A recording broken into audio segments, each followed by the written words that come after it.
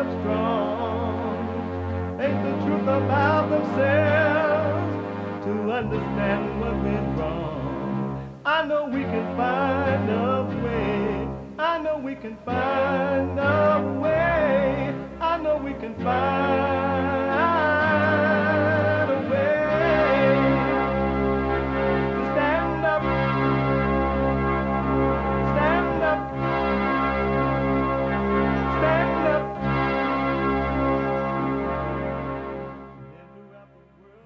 Uniting the races with truth instead of dividing them with lies. We're also rebuilding the family by rebuilding the man. I'm Jesse Lee Peterson. Welcome to the show. Thank you for being with me. You can get involved by calling 888-7753-773, 888-77-JESSE, Jesse, Jesse. My biblical question for this week, do you know God? Do you know God? Who is God? Do you know God? Who is God? Amazing question. We have every way that you can watch and support the show listed on JesseLeePeterson.com/show. JesseLeePeterson.com/show. All right? And some of you are busy doing whatever it is that you are doing. You are busy, and you're not able to just sit and watch the show. So you say, well, I'll just podcast it later. What you might not be aware of is that you could be listening to the show while you're doing whatever it is you're doing, wherever you are, and whomever you are, by calling the listen line on TalkStream Live at 641-793-1500, 641-793-1500, no matter where you are. Follow us on social media, of course. Like, ring the bell, subscribe, and blah, blah, blah. We're on X, JLP Talk on X, and also Instagram. And also, you can subscribe and follow the JLP Radio Network on YouTube and Instagram. You will love that. You're going to love it. To donate and have your comments read out loud, go to buymeacoffee.com. Buymeacoffee.com/JLP Talk. Buymeacoffee.com/JLP Talk or rebuildthedemand.com. And if you go to rebuildthedemand.com to donate and have your comments read out loud, it's tax deductible. Isn't that amazing? So you don't lose. And you help. You help us to help others. Amazing. Amazing. So some of you know, we get a lot of new people, so I must explain that we get people calling the show, Bible thumpers calling the show, and they need a little bit more time than we normally allow a regular time, right? And so from that, we decided to have a Bible Thumper Thursday. So that Bible Thumper, though we take all calls, no matter what issue it is or whatever, we really set aside a little bit more time for the Bible Thumpers. And so every Thursday is Bible Thumper Thursday. The sign outside the New Era Baptist Church in Birmingham reads, "A black vote for Trump is mental illness." I am the daughter of two pastors. You will emerge from that as an atheist. That's President for sure. Joe Biden is only the second Catholic president. The Pope is like, if you want, They call him the Holy Father. Ain't nothing holy about the Pope. God, why? Why George, God?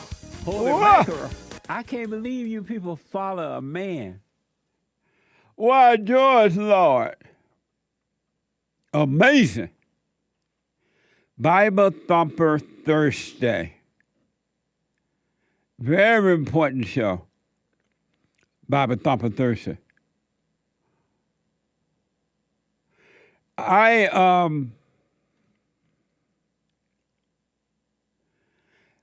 There are all kinds or types or whatever you want to call them, religions out there. And they're interesting because some of them I didn't know about. So my producer, Sean, introduced one to me this morning that I don't remember ever hearing about. And while going over it, I'm like, this is interesting. And my producer's coming in to help me understand this, explain it to you so that it is clear. You're right. Sean is coming on down, coming into the studio. So I'm going to read this in front of me, and Sean is going to explain it. This is from Wikipedia. There's something called Pillar Saint or Stylist Religion or something like that. He explained it. Wikipedia.com. A lot of you might not have heard of this either, and I know maybe all you intellectual, intelligent people may have. I'm black and slow, so I'm always behind. Wikipedia.com. Something called a stylite or pillar saint is a type of Christian ascetic who lives on pillars, preaching, fasting, and praying. Stylite believe that the mortification of their bodies will help ensure the salvation of their souls. This is my first time hearing this, folks. So Sean is here, my producer. He's going to explain that. Good morning. Good morning. Good morning again. It's kind of like people who go to live in caves, or people who fast for a really long time, and they're going to extreme lengths to deny the physical world in order to purify their souls and purify their bodies. Essentially taking the joke too far, in my opinion. So there's this thing called pillar saints, and back in old Christian days, they're Christians who would go and live on top of stone pillars on a little platform for years and years and years. So when you say back in Christian days, like 400,000, 840 million, 60,000, 980,000 years ago? That's exactly what I mean. And so when you say they were... 40. When you say that they would sit on pillars, meaning that they would sit on those little Indian, you know how the Indian people sit on the pillar? Yeah, whatever right. you call them. Right. Cross-legged and going like this. You don't mean that. Not quite. I mean, they are on pillars. They're not necessarily sitting like that, but they live there on the pillar. On a rock or soft pillar. Like a man-made stone pillar. A man-made stone tower. And so they climb this rock and they sit up there on a pillar? And they just lay there. Oh, they just lay there. Right, and they call it a Christian ascetic, which means, according to Oxford.com, an ascetic is a person who practices severe self-discipline and abstention. Abstention from what? From the physical world. But they're still in the physical world on top of that rock. That's my point, too. I hear you. And so they think by doing this that they are cleansing their soul. Right. That their soul is for salvation. Right. But how would that help the soul by not eating or sitting on a rock? Well, they, in my opinion, they convince themselves that that it will be easier to not yield to any physical temptations if they keep themselves in this very specific place. It's more of like a challenge. Like they're challenging themselves. Okay, if I keep myself here, it'll be harder to not be tempted by the physical world. And do they eat while they're up there? They have to, yeah, or else they'll just starve to death. But people bring them food, you know, no, what's the purpose of they eating? To get them through. Exactly. But this first clip, They get free food. Right. The first most famous guy is called Simeon Stylites. So this first clip here will explain it from Wikipedia.com. Simeon Stylites was a Syrian Christian ascetic who achieved notability by living 37 years on a small platform on top of a pillar near Aleppo in modern Syria. So this is from Rad History. Watch this. The man who lived on top of a pillar for 37 years. Formerly known as Simeon Stylites the Elder, he spent more of his life on the pillar than he spent on the ground. Simeon became a zealous Christian as a teenager after reading the Beatitudes, which are a series of blessings Jesus describes in the Gospels. He desired to leave the material world behind and pursue a life dedicated purely to God. He joined a monastery, but the other monks there thought that he was so extreme in his denial of all things physical that they told him he wasn't suited for monastic life and asked him to leave. His intensely ascetic lifestyle had given him a reputation, and this reputation attracted crowds of pilgrims who would come to visit him. They would ask him for spiritual counsel and prayer, interfering with his desire to do literally nothing except for pray ever. Simeon decided to move to the top of a pillar he found. The first pillar that Simeon lived on was only 10 feet tall, but he would later move to other taller pillars. The last one he moved to was reportedly 50 feet tall. At the top was his platform, which was 3 square feet and had a baluster around it. How you get up there? A ladder. Oh, because I didn't see an elevator unless it was inside. A ladder, yeah.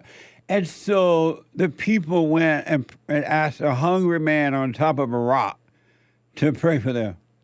Right, because since he's denying himself all these physical temptations, he must be a higher spiritual being. You know, his spirit must be more pure than others. But he looked crazy up there on that rock.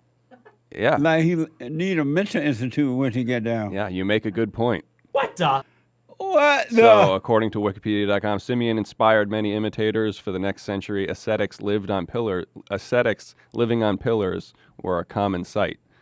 Really? This was over in where? Modern day Syria. Oh, that's where Allah people live, right? Allegedly.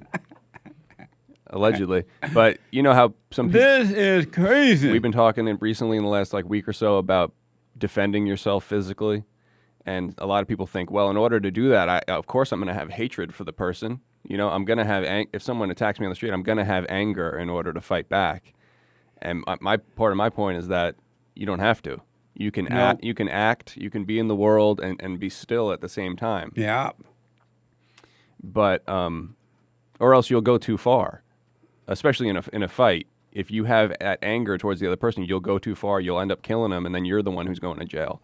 But if you don't have that anger, if you're still, you'll act in perfect proportion to what's needed, and you won't go too far. Amazing. That's true. And so, so this man's name was Simeon Starlight. Yeah. And that's how that name for the Christian came about, Starlight Christian? Right. They took it from his last name. Is that still around or is it gone? I mean, in certain ways it is. You know, people trying to achieve something spiritually by denying this, that, or the other thing to themselves. And people do it with, as we'll see in the next clip, people do it with fasting too. Do what? Purposefully try to deny themselves certain physical things in order to achieve a goal, achieve a spiritual goal. So people think that by fasting from food, right? Yeah, it's a way to purify their... Is it food that they're fasting from? Yeah. They think they're purifying what? Their soul, their spirit. But what does the soul have to do with the body? Amen. Pass the bucket. So even today, people are fasting thinking that something good going to happen? Yeah. Right. We can react to what this guy says about it and see if he's on point or not. This is from the brandsunday.com. Why do Christians fast? The main focus is to shift our focus completely 100% on God. Waiting on God, waiting on God. He's waiting on you. On God, instead of fulfilling our personal fleshly desires. This is from Southern Seminary. Watch this. The most important thing about fasting is to realize that fasting is to be done for a purpose, a God-centered, biblical purpose. So many people say, well, I've heard about fasting, so I decided to try it, and boy, I was so hungry, and all I could think about was the growling of my stomach, and I thought, boy, if I ever get through this, I'll never do this again. Whenever they're hungry, they think, man, how much longer till this is over? Their whole thought is, how long till it's over? And that's not what fasting is about. When your stomach growls, when your head aches, and you say, man, I'm hungry, your next thought's going to be, oh, that's right, I'm hungry because I'm fasting today. If your next thought is, and how much longer till it's over? Wrong motive. It's going to be just a bad experience. But your next thought should be, oh, and I'm fasting for this biblical purpose. So, for example, let's say you're fasting for the purpose of praying for your spouse or for the salvation of your child. And you think, oh, man, I'm really hungry. Oh, that's right, I'm hungry because I'm fasting today. Oh, and that's right, I'm fasting for the purpose of praying for my wife, for my child. So what do you do all day long? You're praying. That's insane. You might well go sit up on that rock with that man. Right. That's hungry. Right. Is he serious or is he joking? No, he's serious. He's How do serious. you fast and pray for somebody's salvation?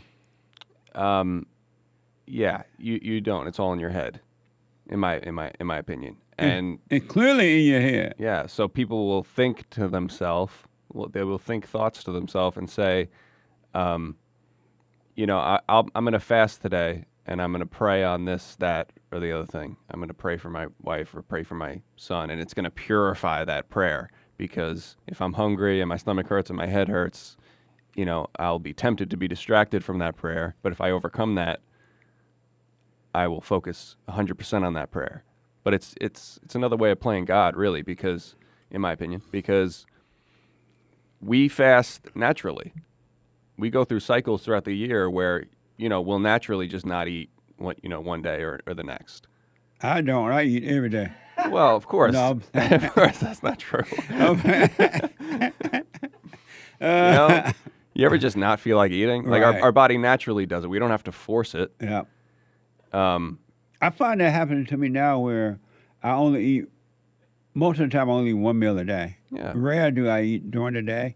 And somehow or another, it just happened on its own. I didn't really plan to do it that way. And I'll just get home and I'll eat a light dinner, early, so I have to lay up on that. And it just came about. But I didn't plan it. Yeah. So, good point. And so, that was from Southern Seminary? Yeah. What a mess. The imagination is a mess. Right. So people will try to force it. They'll plan out a day. This is when I'm going to fast, and they'll try to force the issue instead of just allowing it to happen. And then they're doing this fasting because they read in the Bible that somebody fasted. Right. Jesus fasted. And in their intellect, they thought that's what it meant. And it didn't mean that at all. And now they're starving themselves to death. Right. And they tell themselves, I'm fasting for salvation. I'm fasting for my wife. What a mess. Starving for and Jesus. And the wife's still crazy. Right. What the? You're up there hungry. Right. Talking about, I'm fasting for my wife. And then once you go have some dinner, she's still crazy. She's still crazy, and now the only difference is you're hungry. You're hungry. And she's crazy. Out of your mind hungry. And you're like, what the? Yeah. That is so interesting, man. What a mess. Yep. And then the last example I think we could squeeze in here is... tattoos? Yeah. These tattoo thing, right? Right. This is like a religious thing too? Or is it? Right. People think of tattoos as a spiritual thing nowadays. But why, when God said, "Don't put tattoos on your body"? Your Right. body is the temple of Right. God. If you have tattoos, you're not going to make it into heaven. Right. So they're saying that they think it's a thing of Satan, the tattoos. I'm sure some When people you say spiritual, some people do, but people get them for spiritual reasons, according to them. meaning evil spirits. I mean, Do you mean that? No, according to them, it would be positive. How? Spiritual reasons. Maybe Machine Gun Kelly can explain to us how. This is from page6.com. Machine Gun Kelly isn't afraid of a little ink. The singer, whose real name is Colson Baker, is completely covered in tattoos, including a few large scales designs that surely took tons of time, patience, and pain to complete. Before I play that, Hake, he white, is telling us that we pronounced that Simone thing wrong. Uh-oh. Let me see here. Did you see it? He texted to you? Let me see. He said it's UHCEETICK. Oh, acetic. Acetic. Yeah. Oh, okay.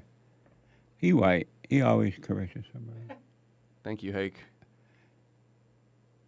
He always.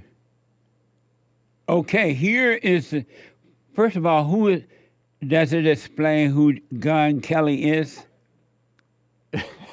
He's just a famous rapper, very famous white rapper. Oh, all right. This is from GQ.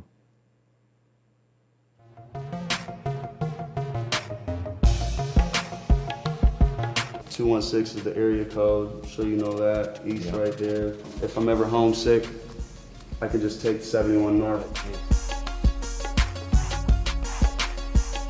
There's a couple like 3 in the morning tattoos, like the off right there was clearly like a 3:30 in the morning. What's that about? It's just like whenever I'm sitting right here, it's just like off, dude. This is one of my favorites right here. I got hit by a double-decker bus in Manchester. There's me, yeah. It was like 7 in the morning. We were looking for weed. So I saw some guy and I was like, that guy looks like he would have it for sure. Took one step into the street. The bus was going full speed. Amazing. And so, Hake said he was wrong and you were right about the aesthetic thing. Oh, okay. He's humble. Nice. He's a humble person. Hake is. So this guy. Potato. What? Potato. So this guy, Machine Gun Kelly, put all those tattoos for what reason? Spiritual? Or because he got hit by a bus? Right, because he got hit by a bus.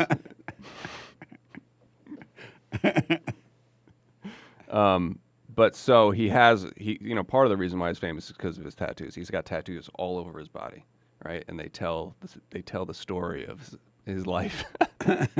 What a messed up life. And so recently, according to TMZ.com, Machine Gun Kelly has unveiled his most dramatic tattoo yet, a layer of solid black ink across almost his entire upper torso and in between a cross symbol across his chest.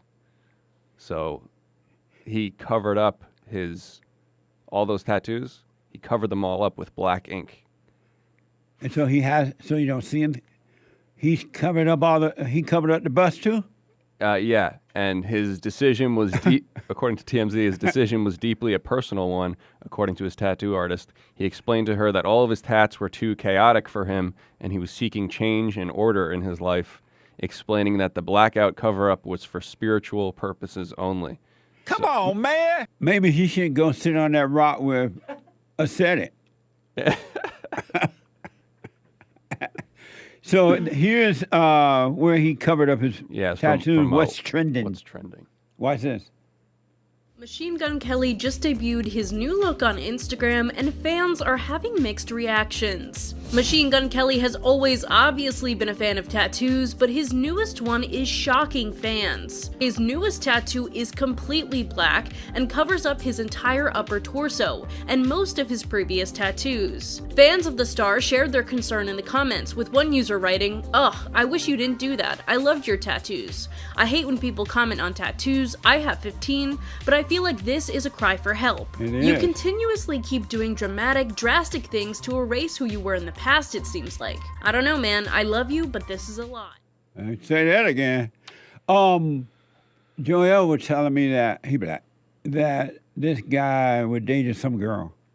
Right. Or is dating some girl, or was. Megan Fox. Who is that? She's an actress. Oh. Yeah. I'm not really sure what his relationship past is, but Me either, but for some reason, Joel thought it was important. yeah. He be like,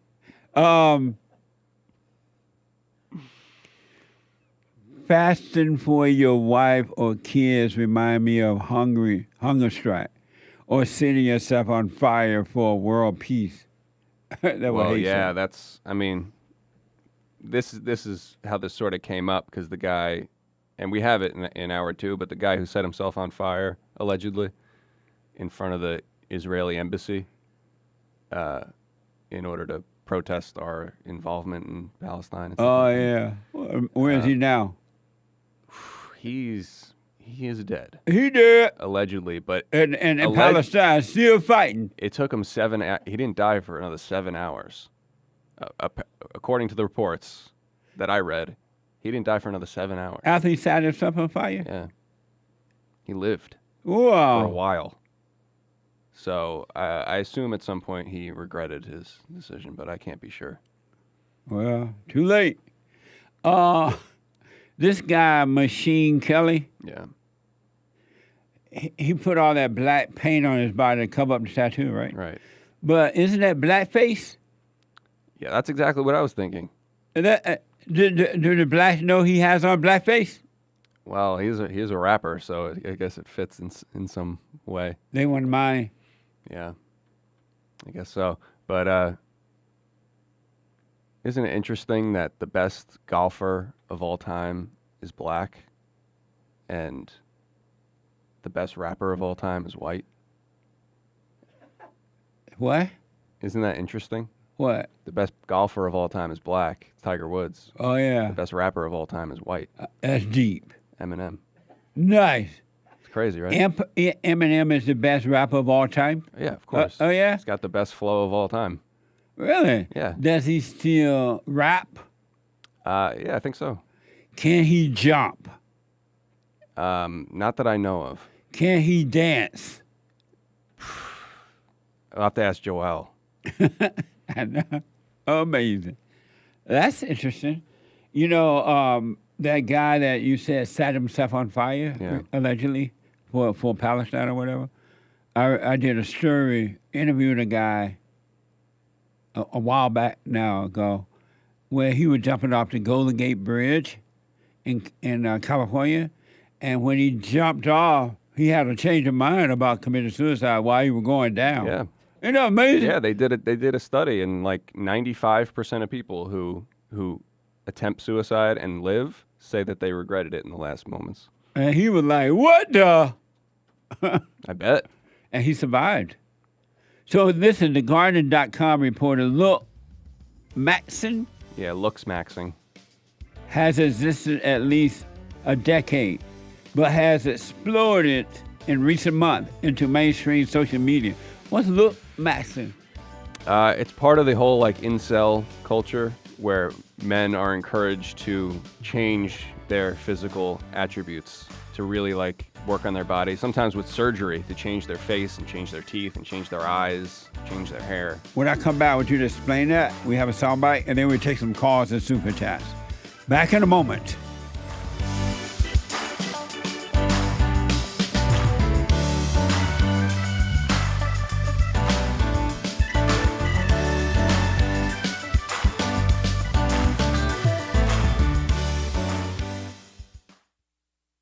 You can't run from evil within yourself or outside of self. You got to deal with it. And you need good in order to deal with evil. And God is good.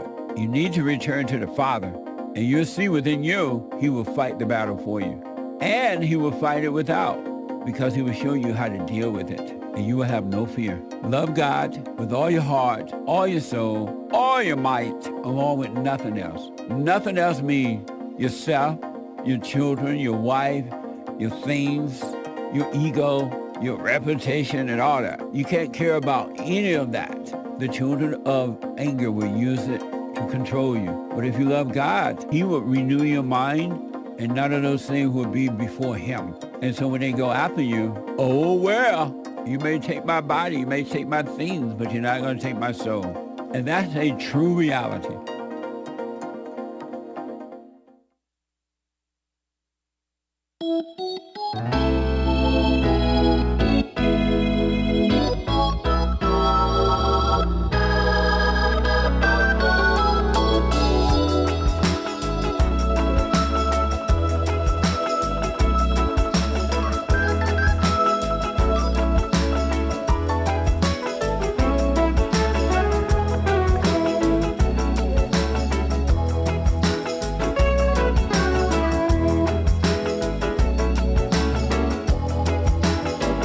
Okay, welcome back. I'm Jesse Peterson, 888-7753-773. I'm going to get to you in a minute here. My producer, Sean, is here explaining all these strange religion that I'd never heard of. So I really wanted them to be made clear to you, and he's here helping me. And son, you made the point just before the break that Eminem is the number one rapper, right. He white, and Tiger Woods is the number one golf player, he black. Yeah. That's kind of backwards. You would think golf is such a white sport. People think of it that way, at least. Right. And the best, obviously, he's clearly the best of all time. He completely changed. I could talk for a week about Tiger Woods. Oh, yeah? Yeah, of course. Amazing. But he completely changed, how people play golf. And is Tiger Woods the only black person that play golf? No, there's a couple black guys. And are they good at it? Yeah, there's a lot of good. Other black people? Yeah. I never heard about anyone but Tiger Woods. Well, he's half black and half Asian. Oh, I rest my case. But there's obviously a lot of good Asian players too. And of course, it's my opinion that Eminem has the greatest flow of all time. I'm sure other people would have different opinions, right. But clearly, as far as his lyricism and technical ability in writing, he stands alone. He stands alone. And then that white girl is the best singer, right? Yeah. That white girl that dated a football player or something? Well, Taylor Swift. She's the best singer, right? I don't know. No. They said she have crowds and crowds of people at her event. She charged buku money. Well, she apparently better than that black rapper girlfriend, wife, or whatever she is. Beyonce. Yeah. Is she better than Beyonce? No. Her songwriting, may appeal to millions and millions of people, but her technical, vocal ability, it doesn't mean that's the best. Then why is she more popular than Beyonce or any black singer? I can't say, because I don't want to accuse anyone of something I'm not sure of. Oh, okay, nice.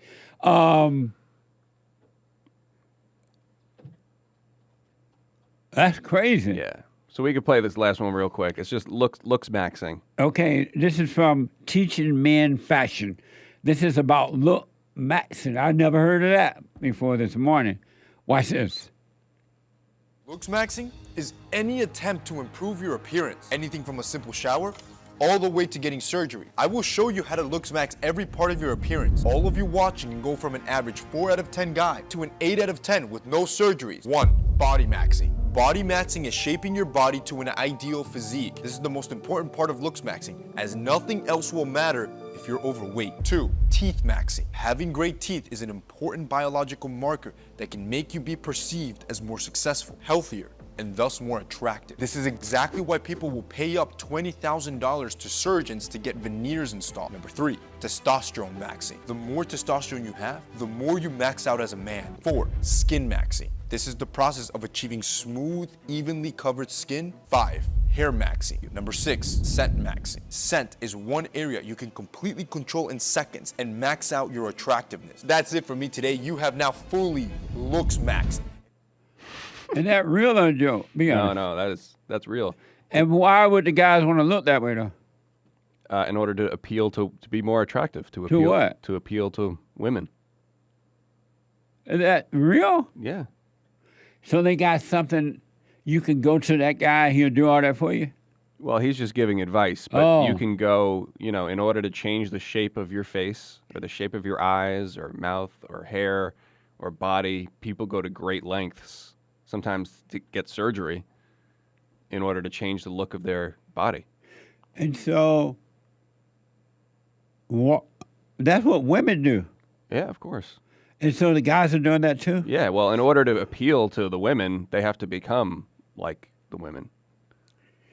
They don't know that their masculinity will shine through their body, and that's what's attractive? No, they don't know that. Why don't they know that? Because they think of masculinity as having very strict physical attributes. Your body has to look this way. Your face has to look this way. You have to smell a certain way. But women love fat men if they're confident or they got money. Yeah, they don't know that. Really? Yeah, they don't know that. Women don't care what you look like, long as you are secure within yourself or you have money or some type of fame. Joel Fry just said, I don't do none of that, and I am doing just fine with the ladies.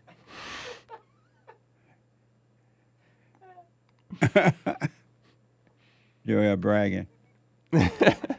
And Hassan said, or just get rich and you can be fat. That's right. Yeah. Amazing story, man. What a crazy world we live in. Oh. I was just going to say that. Amazing stories. Yeah. Anyway. What a mess. I'm going to go hop on top of my pillar. Have you ever fasted? Yeah. Not on purpose. Oh, you never say, I'm going to fast for a week. No, I remember. There's been plenty of days still, I don't know, once every month and a half, once every couple of months, I just won't eat naturally, just won't eat for a day and a half. But you're already skinny. Yeah, but it's good. It's good for you. All right, don't fall out. Don't pass out. I'm not skinny. No, that's right. You're not skinny. Body maxing. You're body maxing. It's the way God made me. Nick said you look like that guy that guy with the tattoo. I look like Machine Gun Kelly? Yeah. Oh, dear. Oh, dear. This is an amazing story, though, Sean. Thank you. You find some, I don't know how you get these stories, but you find some amazing stuff. Thank you. Last word.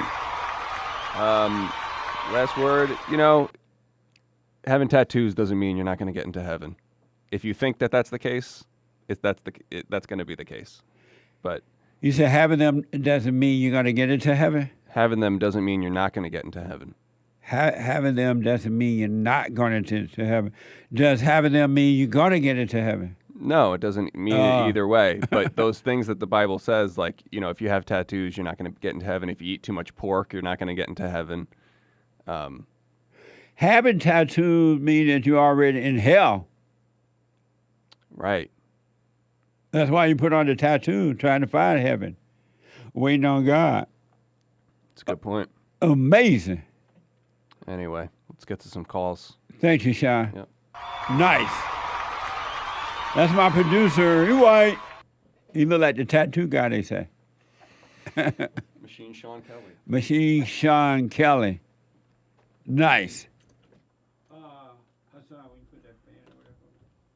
Let me go to Josh, a first-time caller out of New York. Josh, welcome to the show. You're on the air. Hey, Josh.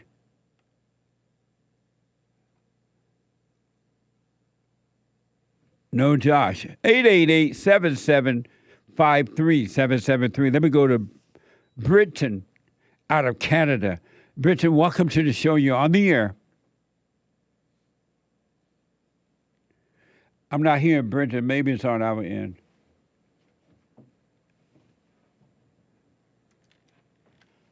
Hold on, Britton. Don't hang up if you can hear me. It's probably on our end here. Because I couldn't hear Josh either. Go back to Josh. It works. What? Try Josh again. What? Okay. Britton. Yes. I can hear you now out of Canada. Okay, Josh wasn't sleeping. Okay. Awesome. Well, welcome to the show. You're on the air. All right, Bible Thumper Thursday. Bible Thumper Thursday. So I have a couple questions, but this morning's chat just brought a couple more. Yeah, I'm glad Sean clarified that you aren't going to stay out of heaven from having a tattoo, because it was a little confusing to me. The Bible says it's not a law, but it tells you to fast for spiritual reasons, but you guys are making fun of that. But then as soon as there's tattoos, there's a law that says no tattoos, but you're like, you can't be tattoos. What does the Bible tell you to fast for? Well, it's in the Old Testament, they called it humbling your soul. It was a way of humbling yourself before God. And the Bible says if you humble yourself, God will lift you up. He who humbles himself will be exalted. So if you're looking for help from God in any area, why would it hurt to humble yourself so he will give grace to the humble? And that's in the Old Testament? Well, it's in the Old and New. I mean, the Old Testament people, he fasted himself to humble his soul. You'll find that. And what does it say about fasting in the New Testament? Well, Jesus said that when he's gone, they will fast, right? And, I mean, if you read Isaiah 58, it talks about the proper fast for God. What is the proper fast? For the purposes of breaking off yokes. If you look at Isaiah 58, it talks about a fast that's not for God, and then it goes into a fast that is for God, which is for breaking off yokes and feeding the poor and all this different stuff. So do you think it meant fast from food? It definitely means fast from food. And why do you think that it mean that in the New Testament?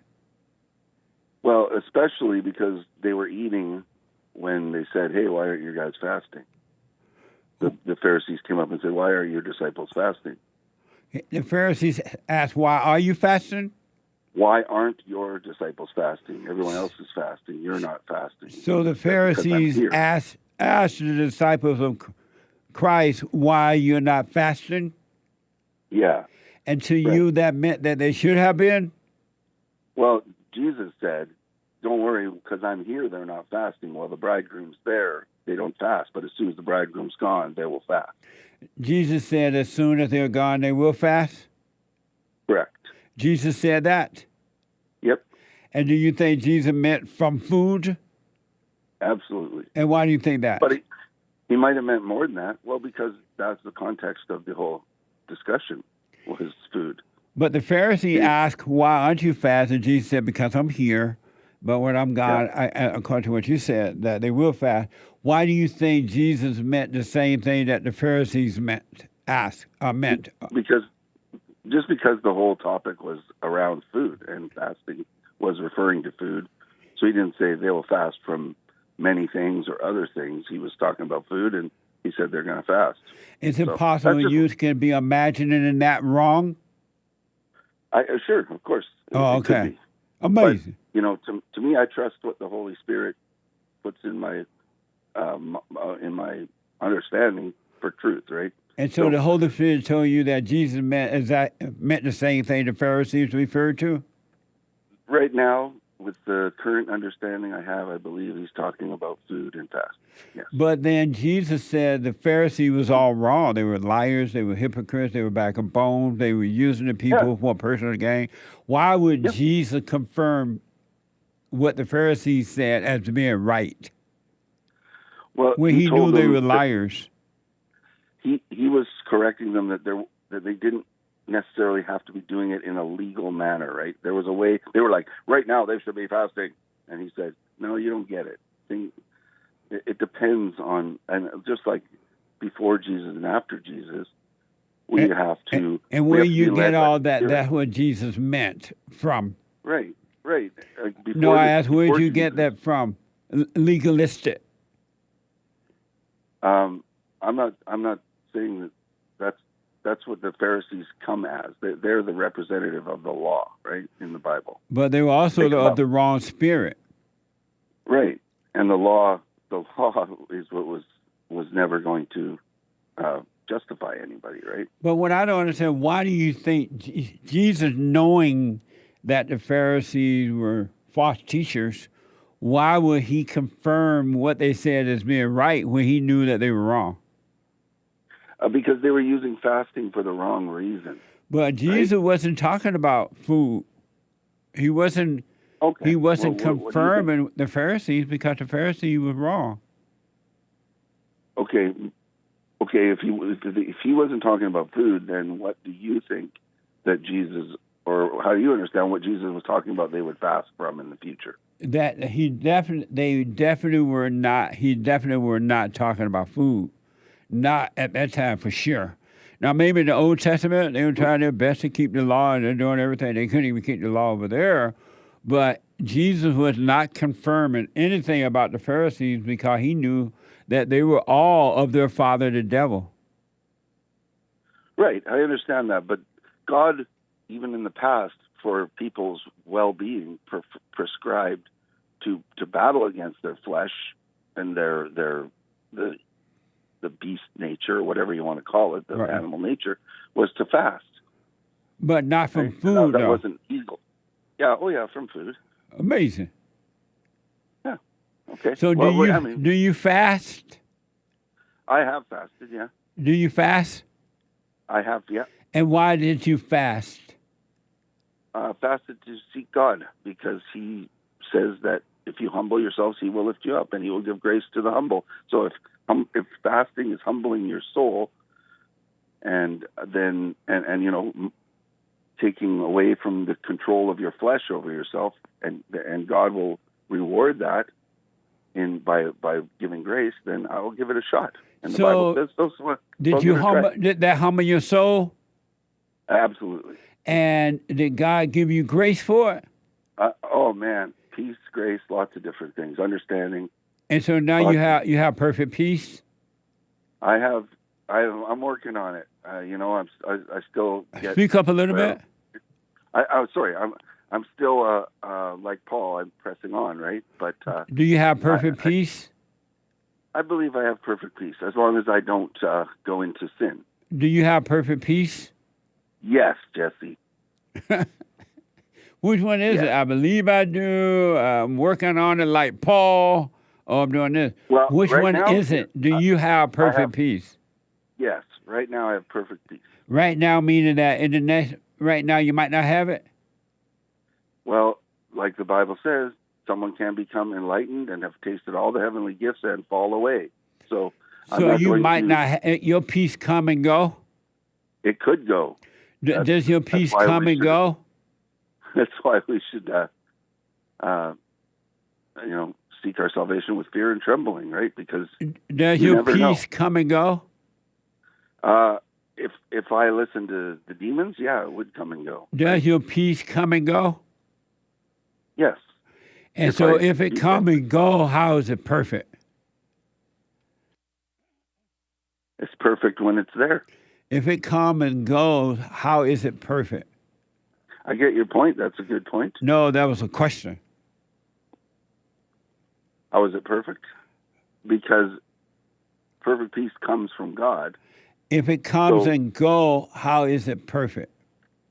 Well, that actually ties into one of my questions that I actually called about, where you say we don't. But you haven't answered that one yet. Well, we could tie it together, because if I make the wrong... See, this ties to one of my questions. You said to another caller a while back, you said, you've never made a choice. And I was going to ask you about that. If your peace is perfect, how is it that it comes and go? Because my perfect peace comes from God, and my choices change what happens to me. And so you have perfect peace sometimes, and then sometimes you make choices to not have perfect peace? Correct. And why would you do that if you're one with God? Why would I do that? Yes. Because the devil is a deceiver, and he is able to deceive. Right? Why would you choose to depart from perfect peace and go into hell? Exactly. No, that was a question. I don't know. So is it possible you don't have perfect peace then? Sure. And is it possible you don't have a choice? No, because the Bible says, choose today whom you will serve.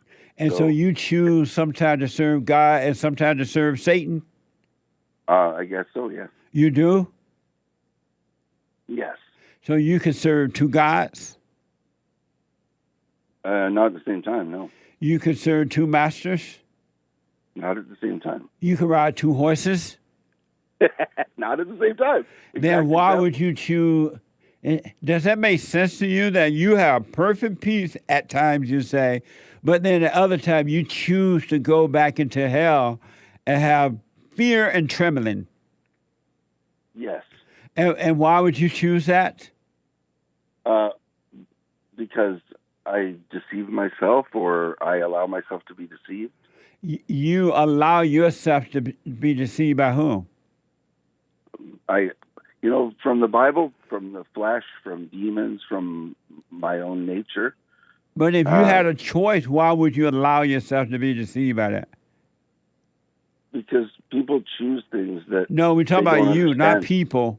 Okay, if you have perfect peace and you have a choice, why would you choose to go back into hell? Because I would believe that the choice I'm making was going to continue my perfect peace at the time. So you would believe that? I believe. What would cause you to believe that? Just probably like you're talking about, not keeping present in the moment. And if you have a choice, why don't you choose to stay present? Why don't you choose to stay present? Why don't you choose? Why don't you choose to stay present if you have a choice? I don't know. Is it possible you don't have a choice? No, it's not possible. I don't have a choice. So you choose to go from perfect peace back into hell, but you don't know why you choose it. I choose it because I get distracted by the world, right? By something. Do you choose to get distracted by the world? Do I choose to get distracted? Yes, I'm sure, because I Why don't you choose not to get distracted? That's what I'm working on. Yep. Choosing not to get distracted. You can't choose. You don't have a choice. Well, that was one of my questions. Choose not to get distracted and let me know what happens. I will. Okay, but the other question, one more, quick one. What? Where it says, where Lazarus died. And Jesus Hold on, buddy. Hold on. 888-7753-773. A quick break. Back in a moment. Oh no, we're at the top of the hour. 2 more hours to go. Hake coming in with the hate news, not the fake news. I'll be back in a moment.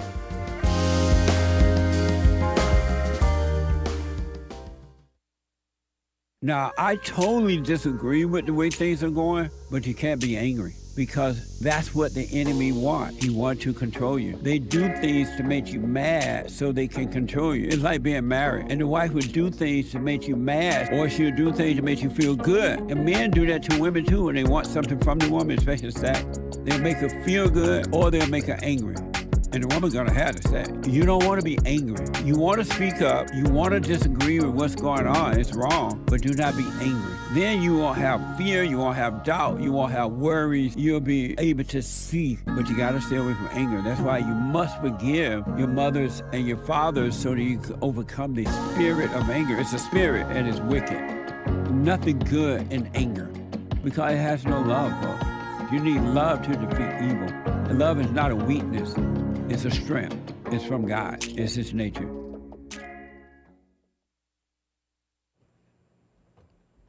A whole lot of mess going on in the world. This is the end of hour 1 already of Bible Thumper Thursday, March 7th, AD 2024. Stay tuned for hour 2. JLP will be right back to your calls. So please hang on. Hake news, not fake news, is happening right now. You can catch JLP's appearance with Grant Stinchfield on Real America's Voice, Rumble channel, regarding Charles Barkley and black violence over Trump.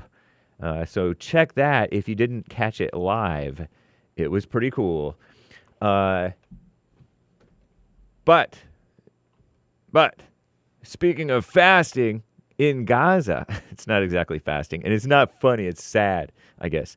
Extreme hunger is adding to the death toll as the war in Gaza continues, per Commie Nonsense Network, CNN. They do give you some true facts, okay? At least 20 people, including children, have died in Gaza due to malnutrition and dehydration since the war began, according to the Palestinian Ministry of Health, which probably does give out some factual info. Israel's severe restrictions on aid have drained essential supplies. Almost 40% of evil United Nations aid missions. The UN is evil. The aid mission, I don't know. In Gaza were denied or impeded by Israel last month, the organization said. Hospitals have been besieged by violence, and health professionals say that the medical system has been completely crushed, allowing no relief for people in need of care. The Ministry of Health in Gaza said this week that since the beginning of the war, 364 so-called health workers had been killed, 269 medical staff arrested, 155 health facilities, quote-unquote, destroyed, and 155 ambulances targeted, targeted. CNN cannot independently confirm the numbers due to the lack of international media access, communist buzzword, in Gaza. So it's a mess over there. It's a mess. Maybe we should stay out of it, and then fewer problems. It won't last as long, maybe. Ukraine propaganda, your daily dose.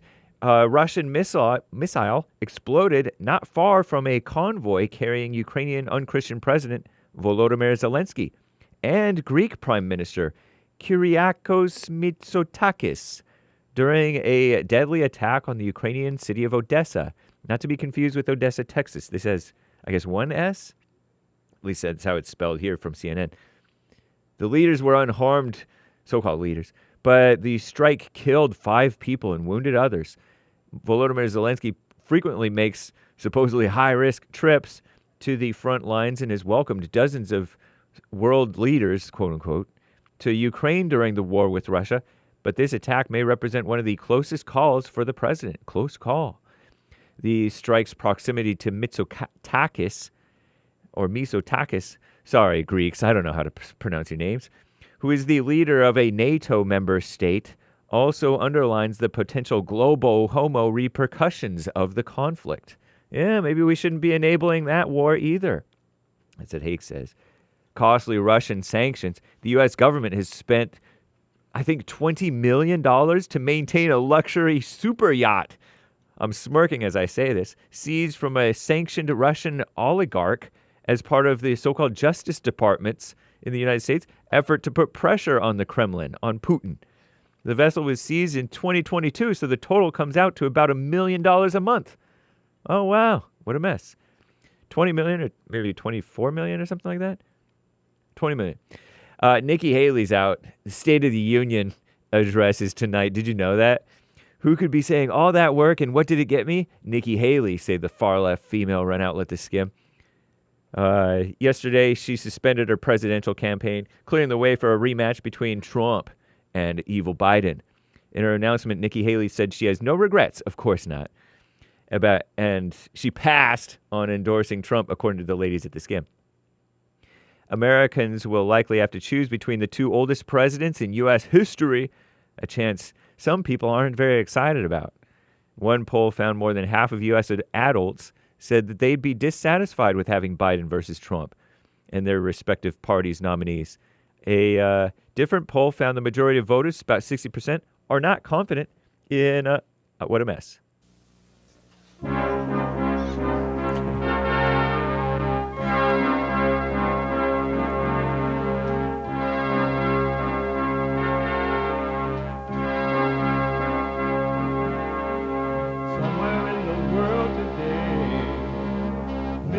To stand up strong, face the truth about themselves, to understand what went wrong. I know we can find a way. I know we can find a way. I know we can find a way to stand up, stand up.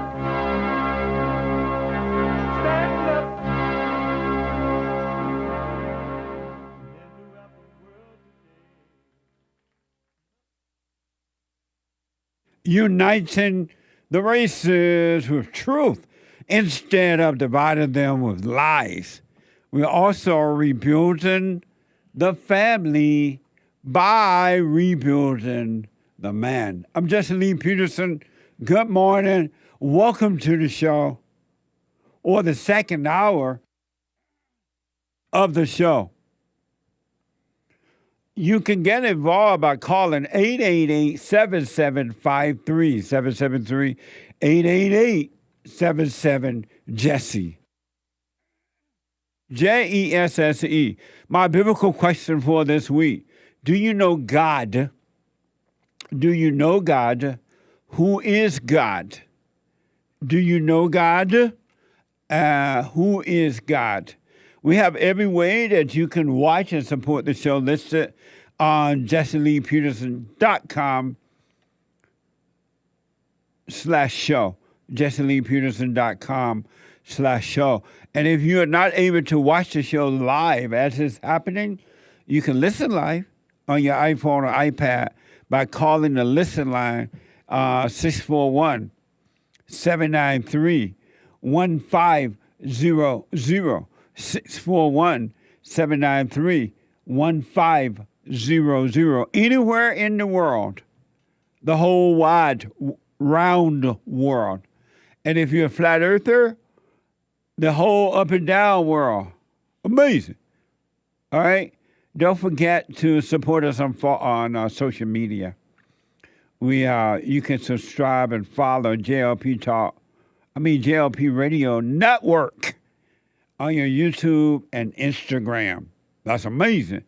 And to donate and have your comments read out loud, go to buymeacoffee.com/JLP Talk, buymeacoffee.com/JLP Talk, or Bond JLP on Cash App. Bond JLP on Cash App. It's Thursday. It's the second hour of the show. It is Bible Thumper Thursday.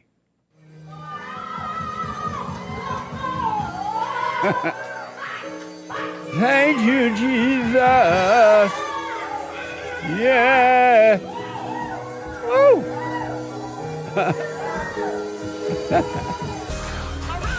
The other boy like, what's up? What this war ain't over, y'all. We're talking about saving democracy. We're talking about health care for all of God's people. We're talking about housing for all of God's people. So we're going to read you the scriptures, read you the commandments, and you can actually follow the Bible, do what God says, and not what the Christian church says. What the? I'm tired of this church. Nice. Amazing. I'm tired. Come on, baby. Say something. The Lord with you. I'm tired of this church. Amazing. Let me go quickly back to Brenton out of Canada. And Brenton believes that he has a free will. And so he sometimes chooses peace and sometimes chooses hell. Right, Brenton? Correct. Okay. You had one other question you wanted to ask. Yeah, I just wanted to, where Jesus goes and Lazarus dead, right? And says everybody's wailing and crying, and then Jesus wept. What do you think about that? What's he weeping about? What made you ask me about that one? Why did you ask about that one? Well, everyone always asks about the anger thing. Oh, God's got anger. Well, I just was wondering what your take on. What did you just say about what now? Why did you ask? Well, everyone always wonders about God being angry, right? Oh, he turned over the tables. He's angry. Jesus is angry. Well, not God, but Jesus, right?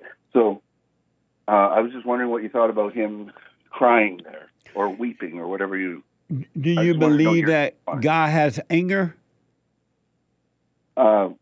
Not human anger, no. You believe he has what kind of anger? Well, it does say he has a wrath, but it's a just anger, right? I don't know. I can't even say because I'm not God. I can't say what his anger is like. Do you believe Jesus wept? Well, yeah, it says it. And what type of weeping? Man, for me, my best understanding is he's just kind of like these poor suckers. I feel sad that they're so lost, you know. Do you? Yeah. No, go ahead. Finish your point. Just not that Lazarus had died, right? He's not crying along with them like, oh, Lazarus is gone. You know, he's like, oh man, he's poor. This is gonna be tough. I'm definitely going to the cross with these people. Do you believe Jesus is God? Son of God, yeah. Do you believe he's God? No. Oh, okay. Jesus was, when he wept, it wasn't human weeping. He was saying that the people were blind and could not see because they could have done this. They could have healed him, Lazarus, without having to call Jesus to do it. Yep. Okay, good. But they lack faith. Okay. So he's definitely not a beta. He's not a beta. One thing that Jesus was not for sure is he wasn't a beta. Okay. Well, thank you so much, Jesse. Oh, and can I ask you guys one more thing? Yes. Don't be so stingy with the high pitch, because I missed that. I love that. With the what now? The high pitched little. Oh. Yeah. That's Montgomery. Okay. Guys. Thank you, buddy. Good talking to you. Thank you. Okay. Bye. Bye now. Is this Josh, the first time caller? Okay. Let's go. There's a line open, 888-7753-773. Let me try Josh again. I think the phone situation was on our end. A first-time call out of New York. Josh, welcome to the show. You're on the air. Joshua? Joshua going once. Joshua going twice. Let me put him on hold just so Sean can check his phone. It might be on our end. Let me go to Drew out of the United States somewhere. Drew, welcome to the show. You're on the air.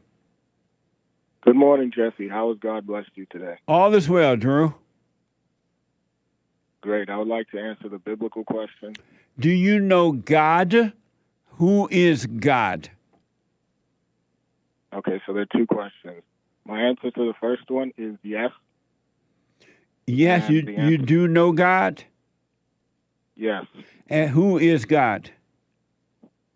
God is love. Okay. That's your best shot? Well, that's the truth. Well, thank you, Drew. I'll put my little 2 cents in on Sunday. And how do you know that God is love? Because you can see it. You can see what? You can see that God is love. What does it look like? What does it look like? Yes. Well, it looks like the fact that everything works the way it needs to work, and that even when terrible things happen, there's always the love of God to rectify things. But even those words that I just said don't do it justice. It's best to keep things simple. And so what I said originally is as simple as it can get. Okay. Well, I appreciate that, man. Thank you for responding. I will put my 2 cents in on Sunday. Thank you. Yes, sir. All right, buddy. Amazing. 888-77-5377. Is it Jaime? Jaime. Jaime out of Minnesota. Welcome to the show. You're on the air. Hey, how's it going, Jesse? All is well. All is well. Hey, I just wanted to talk about when Jesus was talking about the plank in the eye. Right. You know, he was saying, why do you argue with your brother about that plank or the speck in his eye when you got a plank in your own? Right. And I believe that the plank is the ego. The ego is the plank. So if we can remove that ego from ourselves, we can better help our brother to get that little bit of ego that they got, or a lot of it, but do it in the right way. Yeah, I absolutely agree with you. And sometimes the right way is to talk to them about it. Sometimes it's to do nothing. That's right. Just don't judge them. Just don't judge them. That's right. Amazing. But I also wanted to say that it wasn't until I saw that it was the ego that was causing me my problems that I was able to understand better what the Bible was talking about, but also to say that I don't know what this means. You know, if I don't have an ego about the Bible, I don't have to explain it. That's right. You can say, I don't know. And that can be okay. 100%. Matter of fact, it's better that you say you don't know than to go into your intellect and make up stuff. And so if I could answer the biblical question. Do you know God? Who is God? I don't know God, and I don't know who he is. Amazing. And why do you say you don't know him? It hasn't been revealed to me. Okay. Amazing. And that's okay. You know, it's fine. Yeah. It will be sooner or later. Thank you, man. I'll put my 2 cents in on Sunday about that, but thank you. I appreciate it. All right. Have a good day. You too, buddy. Amazing. 888-77-5373. 53773. Matthew is out of California. Matthew, welcome to the show. You're on the air. Hey, how you doing, Jesse? Good morning. All is well, Matthew. Beautiful. Yeah, I spoke with you a couple of days ago. We were getting into the topic of who is God, who is Jesus, and the biblical question: do you know God? Yeah, and then we started talking about the Vedic Scriptures a little bit. I was telling you that you know, I've learned that you know, Jesus obviously wasn't a Christian, and I believe he was a practitioner of Sanatana Dharma, the eternal. Like one of those guys that sat on a rock.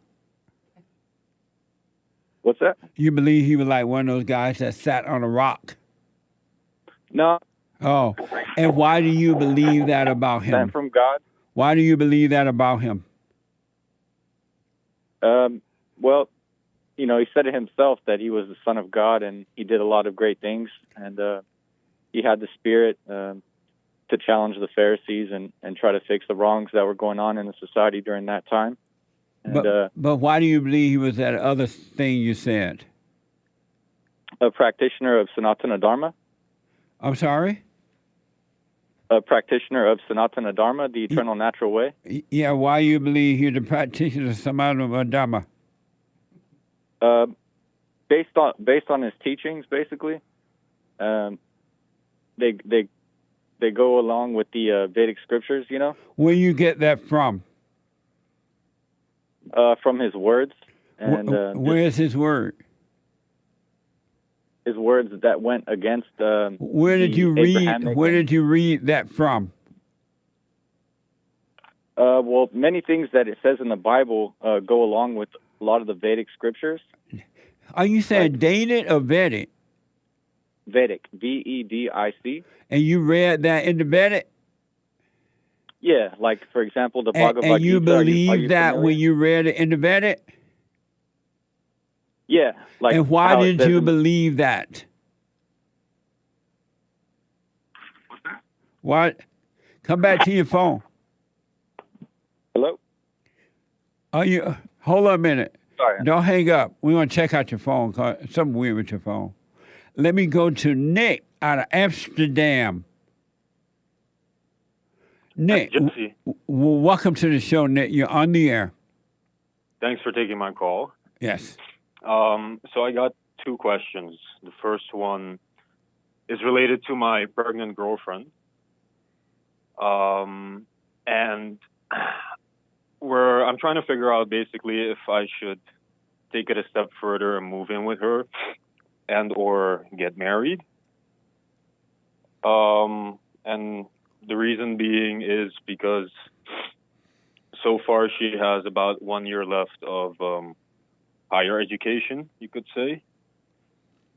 And about 6 months after the baby will be born, she might have to work twice a week, about 12 hours a week. And I'm not really for that, but she really wants to finish the education because she put a lot of time and effort into it. And I can kind of understand that from a certain aspect. But at the same time, I'm thinking I just want her to be home with the baby 100%. So my question to you is if I should just continue dating her and when the time comes to move in to do that and let her finish her education, or tell her to just completely stop. When you say move into her place? No. I have my own place, so she can move in with me. With you. And you want her to stay home and be a wife, a mother, and she doesn't want to do that? She does, but she also wants to finish her school first because she only has 6 months left. But that also means completing an internship where she'll have to be working twice a week, a couple hours a week to complete it.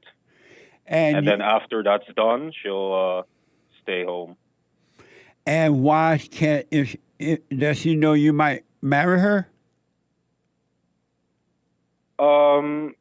Yeah, I mean, we've kind of talked about it, but I also told her if you're not willing to obey, then I don't see the point in marrying you. And what did she say? Yeah. Well, I think specifically with regard to that, I think she's willing to completely give it up if I do set that boundary, but I'm also honestly not 100% sure when I should marry her, or move in, if it's right away, or should I do the no sex thing for like a year and then move in. So that's kind of the dilemma I have right now. So just to be clear, she is willing to forget about the educational thing and to drop it all and be a wife and a mother? I think she would be willing to, but you don't know for sure? I haven't explicitly told her to drop it. I was just trying to get her story, but she does want to finish it as soon as possible. But I think if I tell her to drop it, or else we'll have to break up, then I think she'll drop it. Why don't you be clear so you know for sure? Because I'm not clear on what I want either. Oh, I see. Meaning I don't know if I want to marry her now or within a year, or because we've only been dating for 1 year, and it wasn't my intention to get her pregnant, obviously, and move in or get married that quickly. So why would you even think about marriage at this point? Then you're not clear. It's only been a year. And it sounds like you only considered it because she is pregnant, right? At this point, yes. Yeah, because otherwise it would be too soon. And so why are you even thinking about marriage? Why don't you just do what you're doing, as you said, cut out the sex part, and you live at your place, you live at her place, until you know what you want to do. Why even think about that at this point?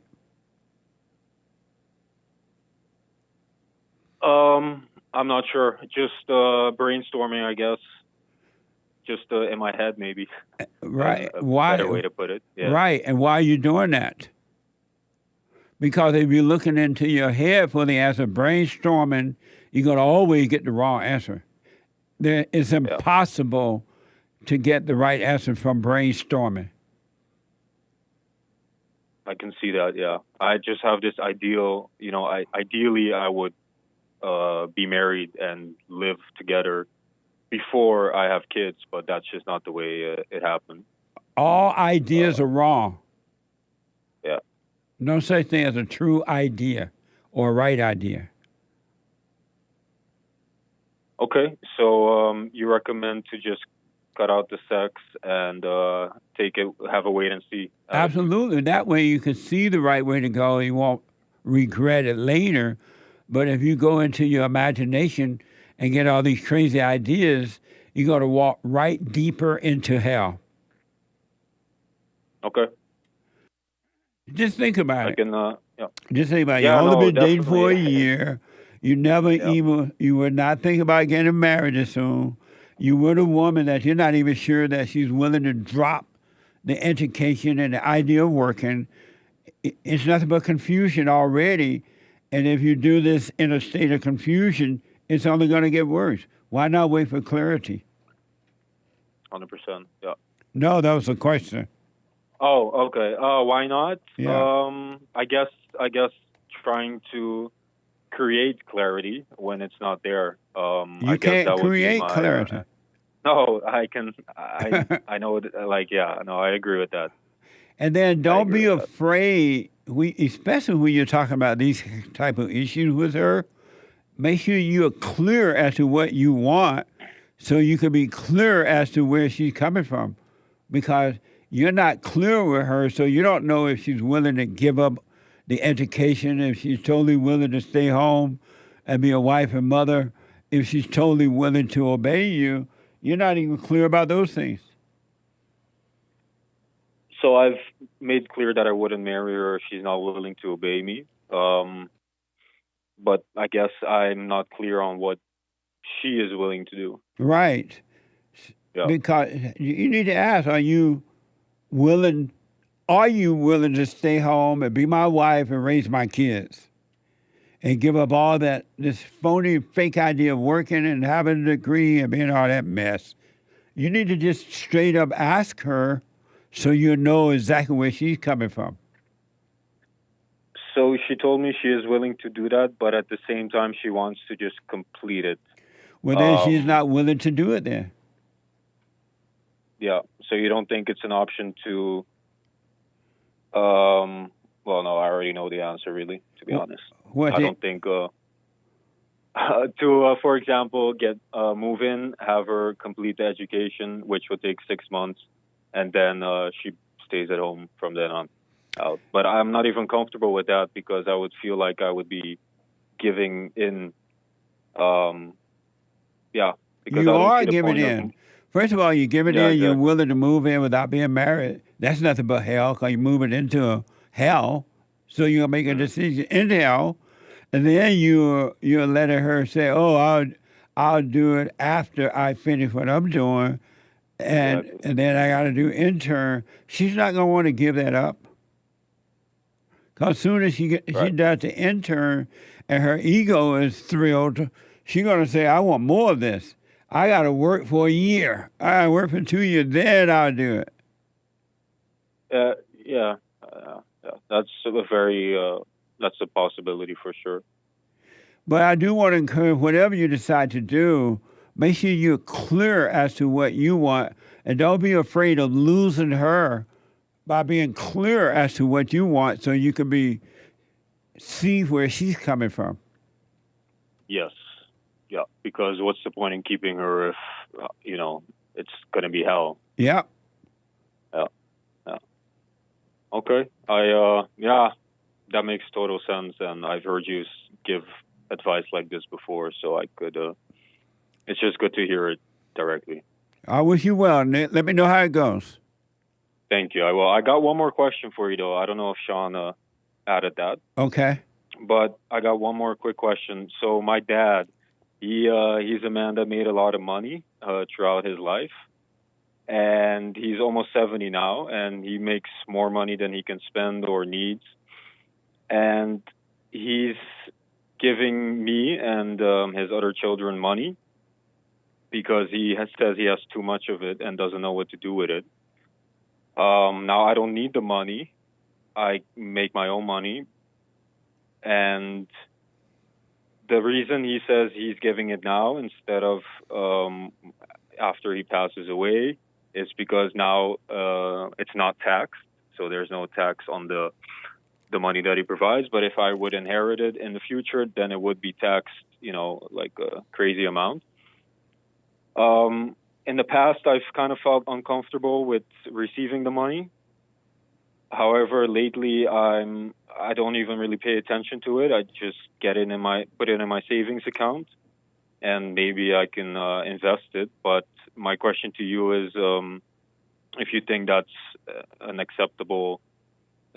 something acceptable. Absolutely. Be grateful. Yeah.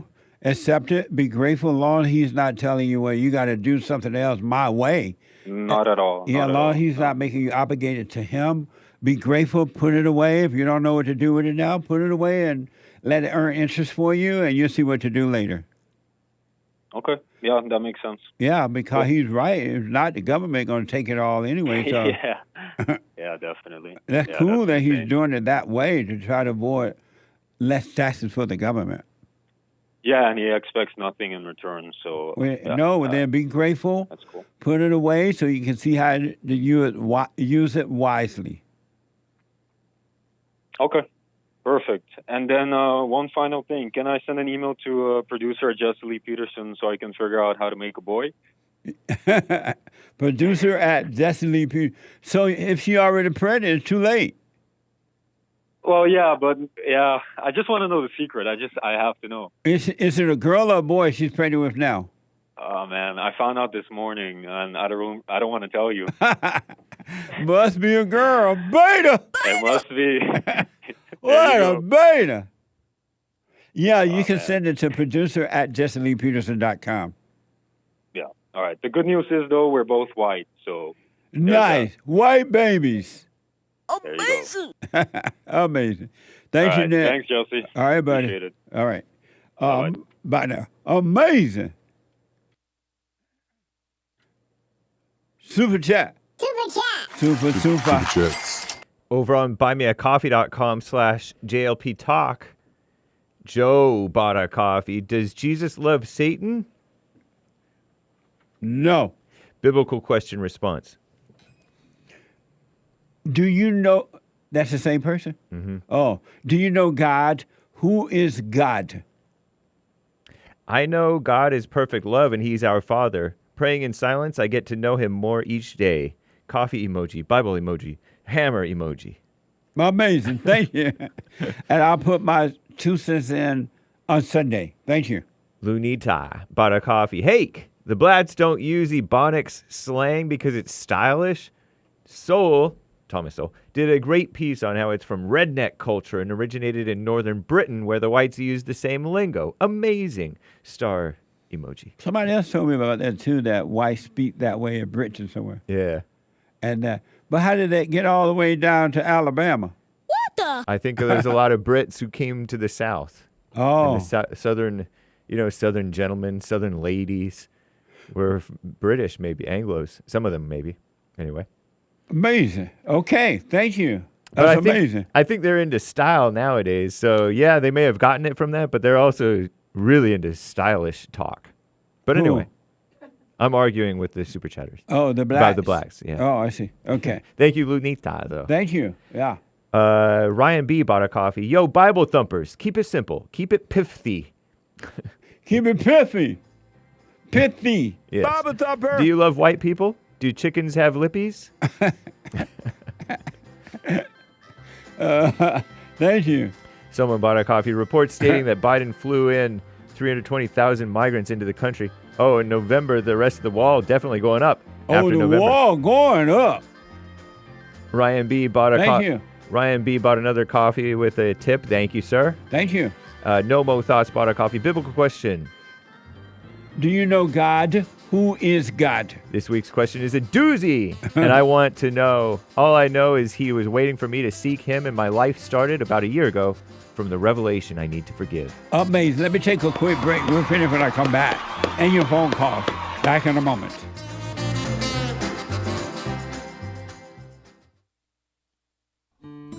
We have a counseling service, and I have to admit, thanks to God, it is the best counseling service on this side of heaven. I counsel with men and women, families, individuals around the world. Most people are unhappy, they're miserable, they have rough lives, they're depressed, suicidal, young and old, of all races. I understand, I know why, and I do understand it.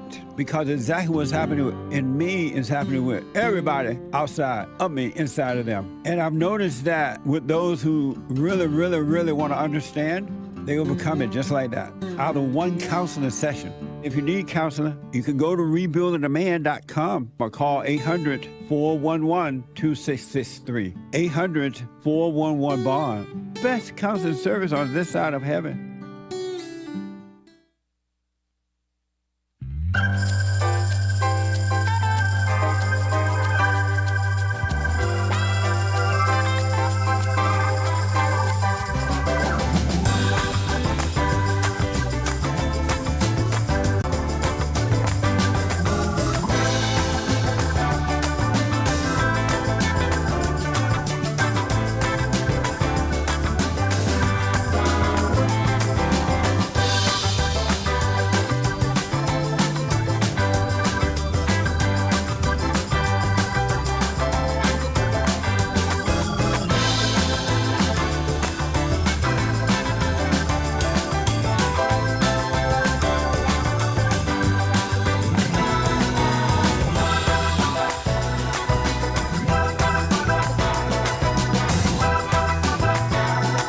Bible Thumper Thursday. Men's Forum tonight. This is the first Thursday of the month. Men's Forum tonight at 7 p.m. And ladies, get ready. Your forum is the third Thursday of the month, so get ready. It's amazing. And don't forget to subscribe and follow JLP Radio Network on YouTube and Instagram. Hurry, hurry, hurry. Go now and subscribe and follow. And after my show, the Hake report at 9 a.m. this morning, Pacific time, from 9 to 11 a.m. He had a very interesting discussion going on yesterday. I want to ask him about that. The Hake report did. You can podcast it if you didn't hear it live. From 9 to 11 live, the Hake report, Pacific time. And then after the Hake report, Joel Friday TV. He black. Joel Friday TV at 11 a.m. today. And at 12 noon, the American Anchor Baby. Energy given to him by God. A genius. At 12 noon. You don't want to miss it. Let's finish up with the super chats we started on, Hake, and then we'll go to some calls. Super chat. Super chats. All right, over on DLive.tv, Jesse Lee Peterson DLive, Evgeny Crosby with a couple of diamonds. Charles Barkley has extra packets of soy sauce and hot sauce in his purse, personally. Charles Barkley says something like, if he saw blacks in a Trump hat, black hat or something like that, then he would go and punch him or something, right? Yeah. Something like that? Something like that. Yeah. And I was interviewed on a TV show, I think last night or yesterday evening, and they were ask me about that. And I told them, this is what happens when you're black. If you decide to leave the black club, the Democratic plantation, or you decide that you don't want to be into your so-called blackness, you will be attacked. You will be called Uncle Tom. You will be attacked. And even Maxine, I didn't mention this one last night, but Maxine Waters, remember she was telling people something like, during the Kavanaugh hearings, I think, I might not be sure about all the details, but she was telling people, you see these people, go up to them, deal with them. And I mentioned how I was attacked by Jonathan Jackson, one of Jesse Jackson's sons. I was at a meeting with Toyota, and Toyota was meeting with the so-called black leaders, black people. And I was invited because of my nonprofit bond.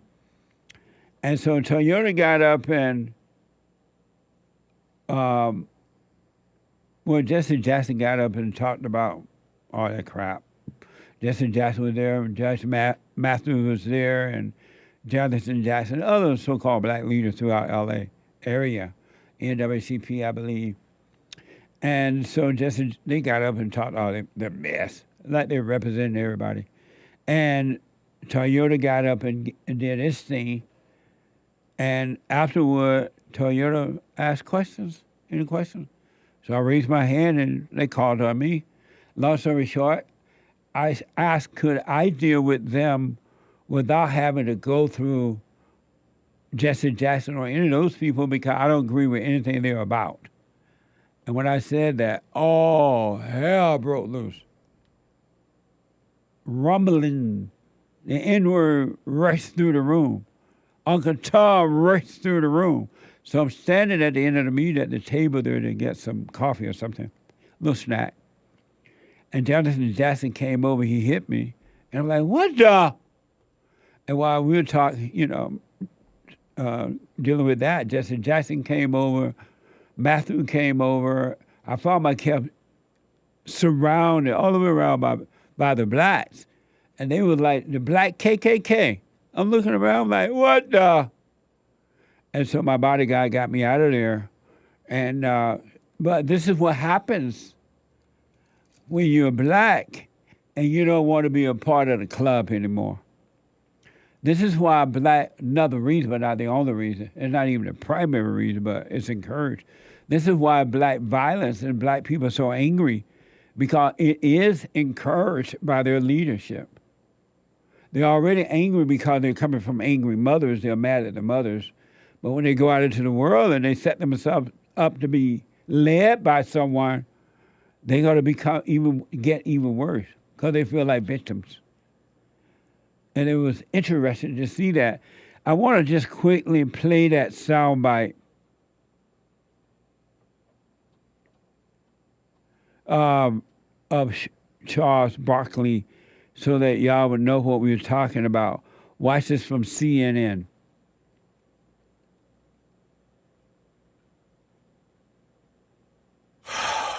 Big sigh. First of all, I'm just going to say this. If I see a black person walking around with Trump mugs, I'm going to punch him in the face. Charles. No, Gail. Charles. Gail. You really can't say that because, A, you don't mean that. I mean that sincerely. No, he mean it. Why you say he don't mean it, Gail? What y'all? That's Oprah friend. Oprah friend, Gail. He mean it. And it's interesting that because he's black and liberal, he can say that and get away with it. If a white man said that, same thing. If I saw a white person in a what's the president's name now? Biden hat, punch him in the face, what do you think would happen? That'll be all over the news, and that female would be saying, you can't say that. They would pray that he would say that so they can go after the white man. That's what this super chat referring to. Yep. Long story to explain that. Thank you, Evgeny Crosby, for the couple of diamonds. Charles bought our coffee. Hey, Jesse, when someone dies and we have a moment of silence, does this originate from the silent prayer? And what are your thoughts on people giving a moment of silence when someone dies? I don't understand the first part of the question. You get quiet after somebody dies when we have a moment of silence when somebody dies? No. Does it come from the silent prayer? That's not the first part of the question. When someone dies and we have a moment of silence, does this originate from the silent prayer? Oh, I have no idea. I just think that's a Christian thing they do. No, I don't. I doubt that very much. Thank you. Amazing Asia bought a coffee. Did you see that one black dude who was told by his crush that he wasn't tall enough? So he went and broke his legs to get extenders put in so he could be 6 feet tall? What a beta! No, I did not see that. She still don't want to date him. Shaking her head. What? Nah. Charlotte Les bought a coffee. The best snowboarder is black. Zeb Powell. Go figure. Amazing. Thank you. Aries 1 with a diamond, no message. Thank you. Kid Combo 1.0 donated a diamond. Tiger Woods is Vietnamese and Eminem hates Trump. Sean. What? He claims that Tiger Woods is Vietnamese, which I believe is fake news, and although he is part Asian. And Eminem hates Trump. Sean. But Sean was just saying that they were the best at what they do. Yeah. Eminem is the best rapper, and Tiger Woods is the best golfer. Yeah. Golfer. That's all Sean was saying about it. And he's saying who like Trump or don't like Trump. Right. He's Tiger Woods is Thai, Chinese, Dutch, mostly black. I mean, plurality Black American, also a bit European descendants and American Indian part.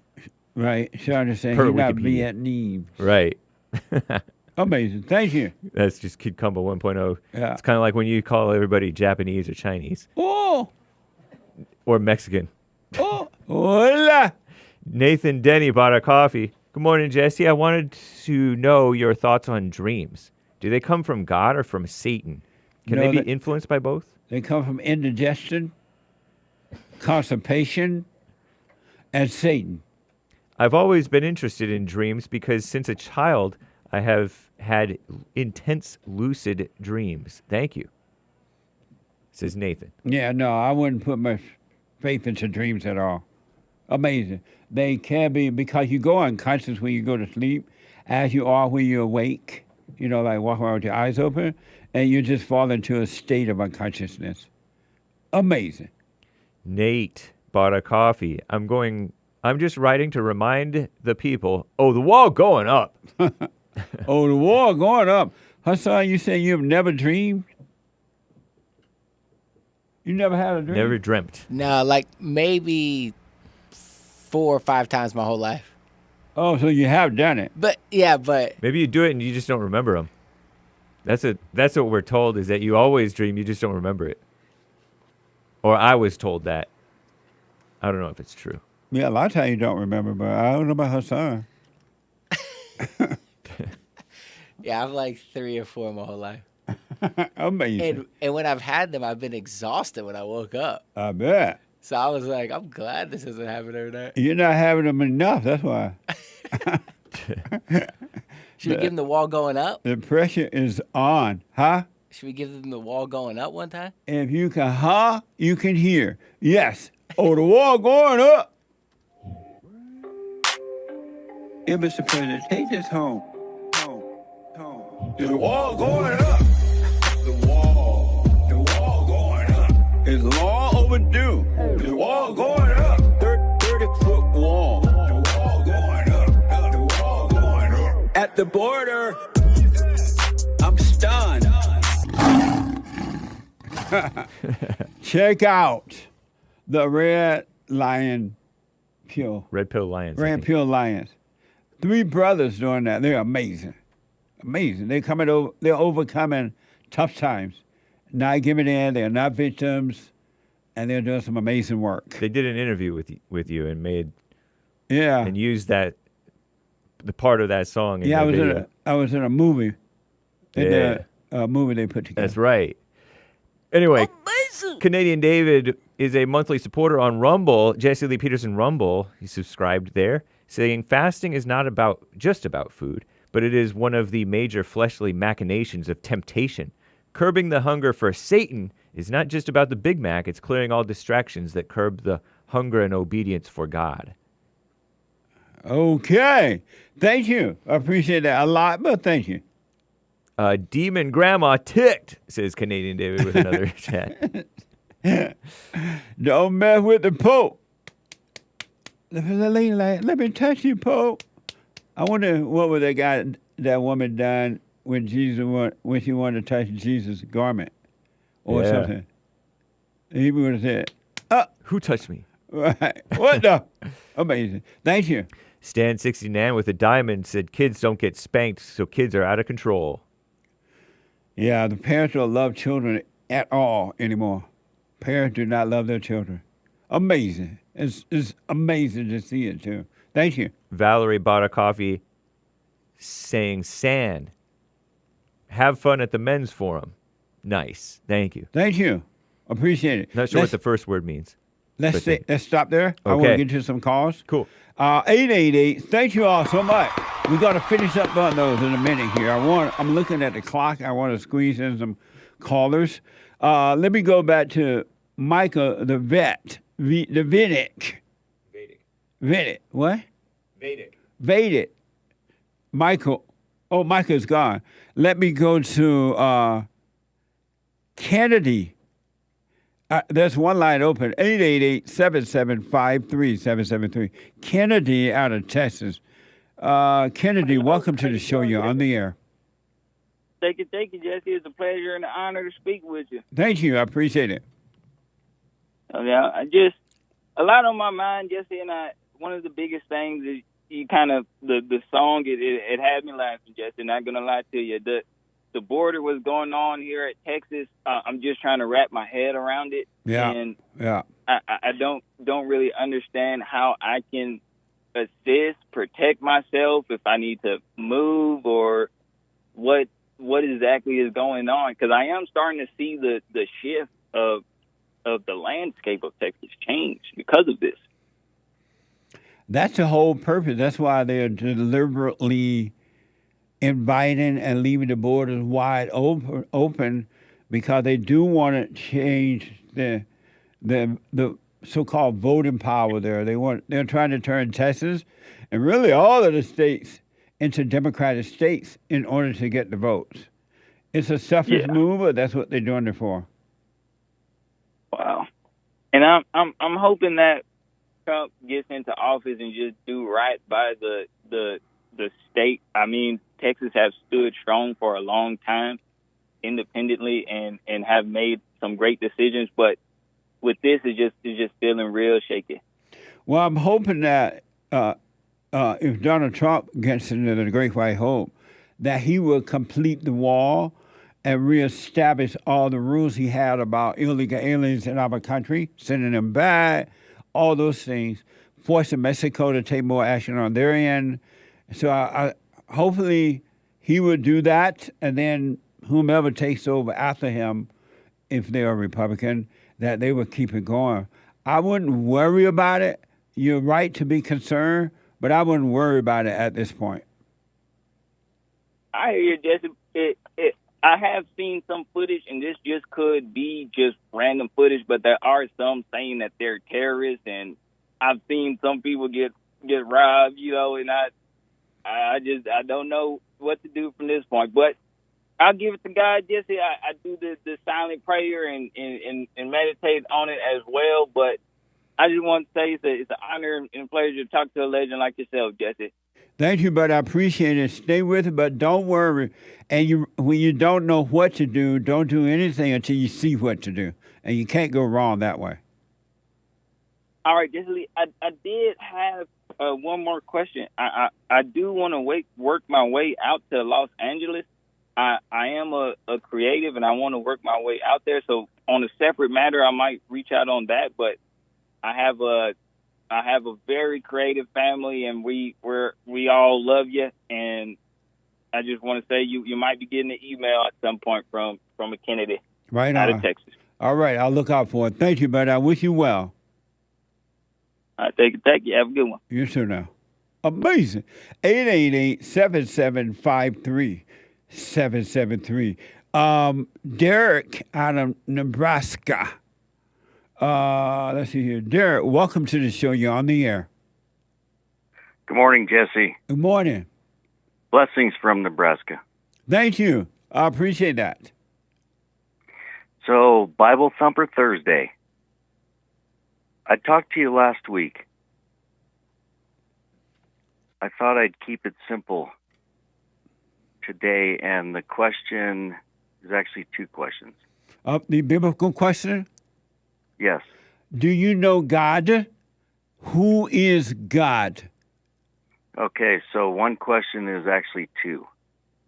So I just have some verses that came up. But before you quote the verse, do you know God? Well, this is Bible Thumper, right? So I'm still let you. Can I use Bible verses? Yeah, and then we can talk about them. Yeah, but I want you to. You said you want to respond to the biblical question first, right? Do you know God and who is God? Right. So if it's a biblical question, which is actually two, then it's from the Bible, correct? Do you know God and who is God? So it's a biblical question. Hold on, so Derek. Then we use the. Hold on, Derek. You might not be understanding. Sean, make it clear for me, but don't hang up. I'll still take your call. I don't think you understand what it's all about. Let me go to Michael out of Ohio. Michael, welcome to the show. You're on the air. Because I can't discuss the biblical question myself until Sunday. Go ahead, Michael. I'm sorry. Give me 1 second. Hey, what's going on, Jesse? All is well. I didn't call about the biblical question per se. I talked to you now. If you want me to answer the biblical question, I will. No, I was referring to Derek. Derek said he wanted to answer the biblical question, but I think he think I can discuss it now, and I can't. But go ahead. Go ahead about what you call about. I talked to you not too long ago. I spoke to you about trying to overcome the spirit of my mother. I went to her, Jesse, and I forgave her. And I apologize myself for hating her. Yes. I apologize for hating her, and I forgave her also for ruining me and trying to mold me in her image. And I advised her to go to my grandmother, who luckily is still alive, and forgive my grandmother for doing the same thing to her. Yeah. And she was a little resentful. Jesse, she didn't understand fully, but I understood that wasn't important. I let her know that basically I was trying to break the cycle. And so that I could give my kids true love, I needed to forgive her. So whether she understood or not, it was for the greater good. So I've been doing really good. I stopped smoking marijuana, Jesse. I'm on my way also to the Army. Me and my wife have not gotten married yet, but I can't lie. I haven't completely given up sex, Jesse, but I've cut back a lot, and I've stopped smoking marijuana. I stopped smoking all things. I don't have any vices or anything like that. But Nice. I still feel sometimes, I still get a little angry. I did the silent prayer this morning as well. I still get sometimes I get a little bit angry as well. So I feel like I still got just a little bit of that spirit of my mother in me. And your question for me about that is what? What should my next steps? Should I reach out to my father and try to return to him, or what would be your advice for the next steps? I forgiven my mother. Are you angry at your father? I don't feel angry at my father. Oh, Sometimes okay. I just get angry at my job and things like that. So here's what I recommend. Now that you have forgiven, the light is on inside of you. When that spirit of anger comes up, when you do feel it, just don't identify with it. Don't call it you. Don't say this is me. It's not you at all, because in the imagination and emotions, it's all evil. And it's of evil, and that's what's living in your body, but it's not you. So from now on, stop identifying with anything that you think or feel, and then all those spirits will be eventually taken away from you. Right. It's not you at all. Yeah, that's really all I wanted to know. I'm still on this path. I forgave my mother. I advised her to forgive her mother. Right. But you're doing fine. Just don't identify with this angry spirit when it comes up, all right? Just watch it, but don't call it you. Okay. All right, that's good advice right there. Yeah, that's all I wanted to know. I just kind of wanted to touch base. Thank you. I got to run, buddy. Back in a moment. Bye. Back in a moment. Greatest if not the greatest black man that ever lived on planet Earth, as far as I'm concerned. I don't know anybody before you that's been that great.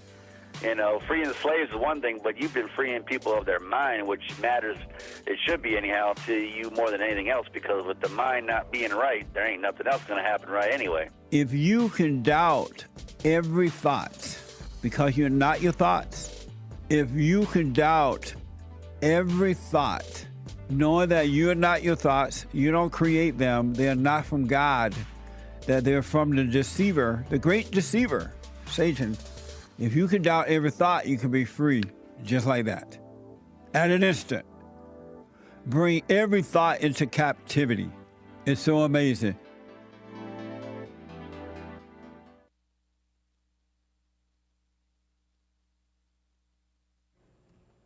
I have some more election propaganda for you. Pardon me, I didn't time things right. And there was a Rust. Remember that Rust movie shooting with crime involving Alec Baldwin? The armorer gal was charged and I think convicted and maybe even sentenced. I'm not sure. Minority businesses offices in the federal government, I think, is anti-white. So says a judge. And judge didn't use that word. And the UN is pushing this world hunger propaganda and IVF, in vitro fertilization, being protected by... what is it, Alabama? I forget which state. Anyway, this is the end of hour 2 of the Jesse Lee Peterson Show, Bible Thumper Thursday, March 7th, AD 2024. There is one line. Oh, no, the lines are full now, guys. So you can call in as JLP finishes up with other callers. That's your time to start calling in if you're listening live during live radio show hours, Monday through Friday, 6 to 9 a.m. Pacific time, 9 to noon Eastern. But anyway, Hake news, not fake news. Men's Forum is tonight. It's the first Thursday of the month, guys. March 7th, 2024, 7 p.m. at Bond in Los Angeles. You can go to rebuildingtheman.com/events. Rebuildingtheman.com/events if you need more info. For guys only, for men only. For ladies, the women's forums are third Thursday of the month. Oops, I messed up the thing. Hold on. Women's forums are third Thursday of the month, 7 p.m. at Bond in Los Angeles generally. You can check, again, rebuildingtheman.com/events. After the Jesse Lee Peterson Show, of course, the Hake Report. And after that, Joel Friday TV's last day of the week. And, of course, American Anchor Baby is his last day on the noon hour, Monday through Thursday, noon Pacific time. And then on Fridays, 4 p.m., because we have the Fallen State. So cool. Election propaganda continued. Commie Nonsense Network, CNN, and the far-left female run outlet, The Skim, are trying to pretend that Biden's mind is comparable with Trump's mind, because Biden's mind seems not quite clear, and Trump's quite clear. He may be making more mistakes, I'm not sure. One poll found a majority of voters, about 60%, are not confident in either Biden or Trump's mental capabilities. Probably because they don't know Trump. Voters' frustration and uneasiness reportedly has some health experts warning about so-called election stress disorder. So don't worry your pretty little heads. Ladies or gentlemen, do not worry. Give me a break. Biden's expected to make the case for his second term tonight, State of the Union address. Skip it, guys. Come to the Men's Forum. It's better than the State of the Union address. The armorer on the set of the movie Rust was found guilty of involuntary manslaughter in the 2021 on-set fatal shooting of cinematographer Helena Hutchins. She was killed by a live round of ammo fired from a prop gun held by actor Alec Baldwin, who, by the way, is a Trump hater, not related to this case, but though necessarily, other than his personal hatred may have distracted him. The incident raised questions about the movie industry's safety standards, because she's a woman armorer. I think she was a daughter of an armorer who was maybe more professional. Hannah Gutierrez Reed was R-E-E-D, was responsible for firearm safety and storage on the film's set, and first person to stand trial as a result of the shooting. So Baldwin was charged with involuntary manslaughter, expected to stand trial in July. He pleaded not guilty and claims he did not pull the trigger. Wow, what a mess. Minority businesses. Did you know that there's such a thing as the Minority Business Development Agency? Earlier this week, a Trump-appointed judge in Texas, according to the ladies at the Skim, we use the term loosely, ruled that the federal agency created in 1969 to help minority-owned businesses with financing. A judge ruled they discriminate against white people. The ruling delivered a win to 2 of 3 white business owners who sued the agency after being told their services were only for members of disadvantaged groups. The judge said the agency's services were only for... said the agency's policy presuming that minorities are disadvantaged violated the Constitution's guarantee of equal protection under the law. Isn't that nice? I'll have to tell you about world hunger from the UN propaganda and in vitro fertilization on the Hake report, I guess. But for now, back to Jesse Lee Peterson, our 3.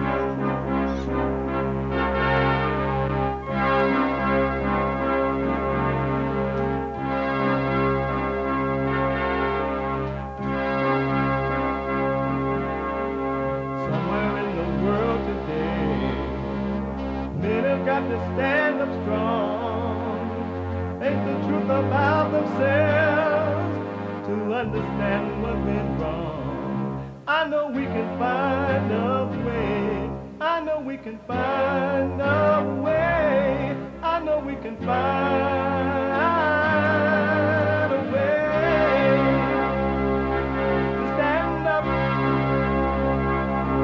stand up.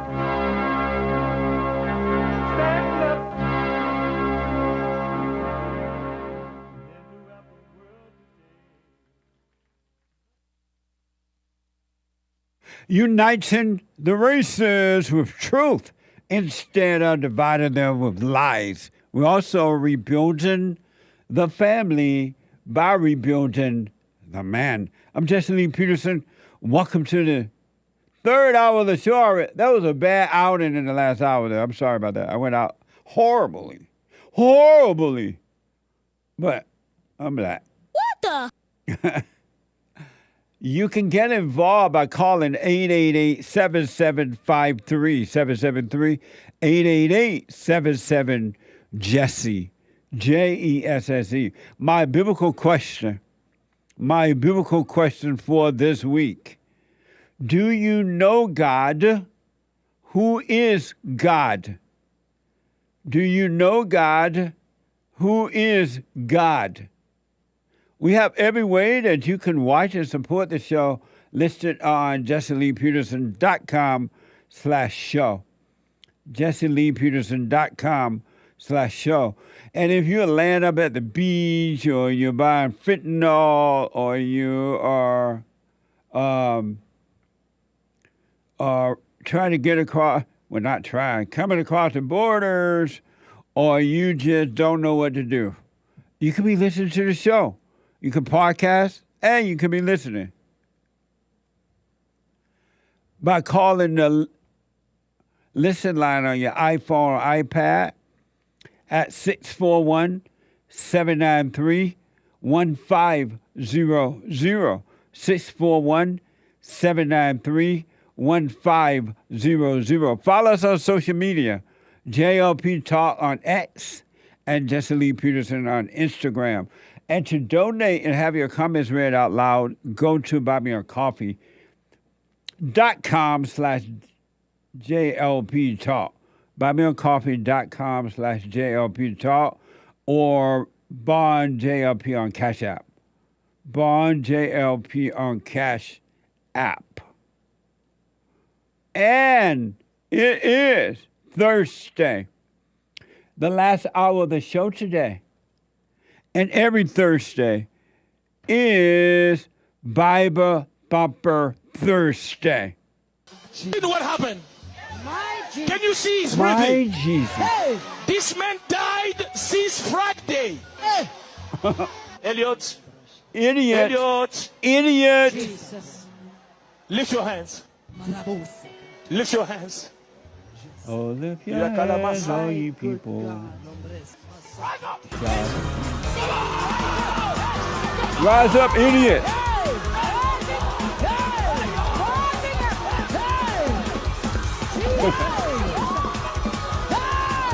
You think Jesus looked like that when he rose?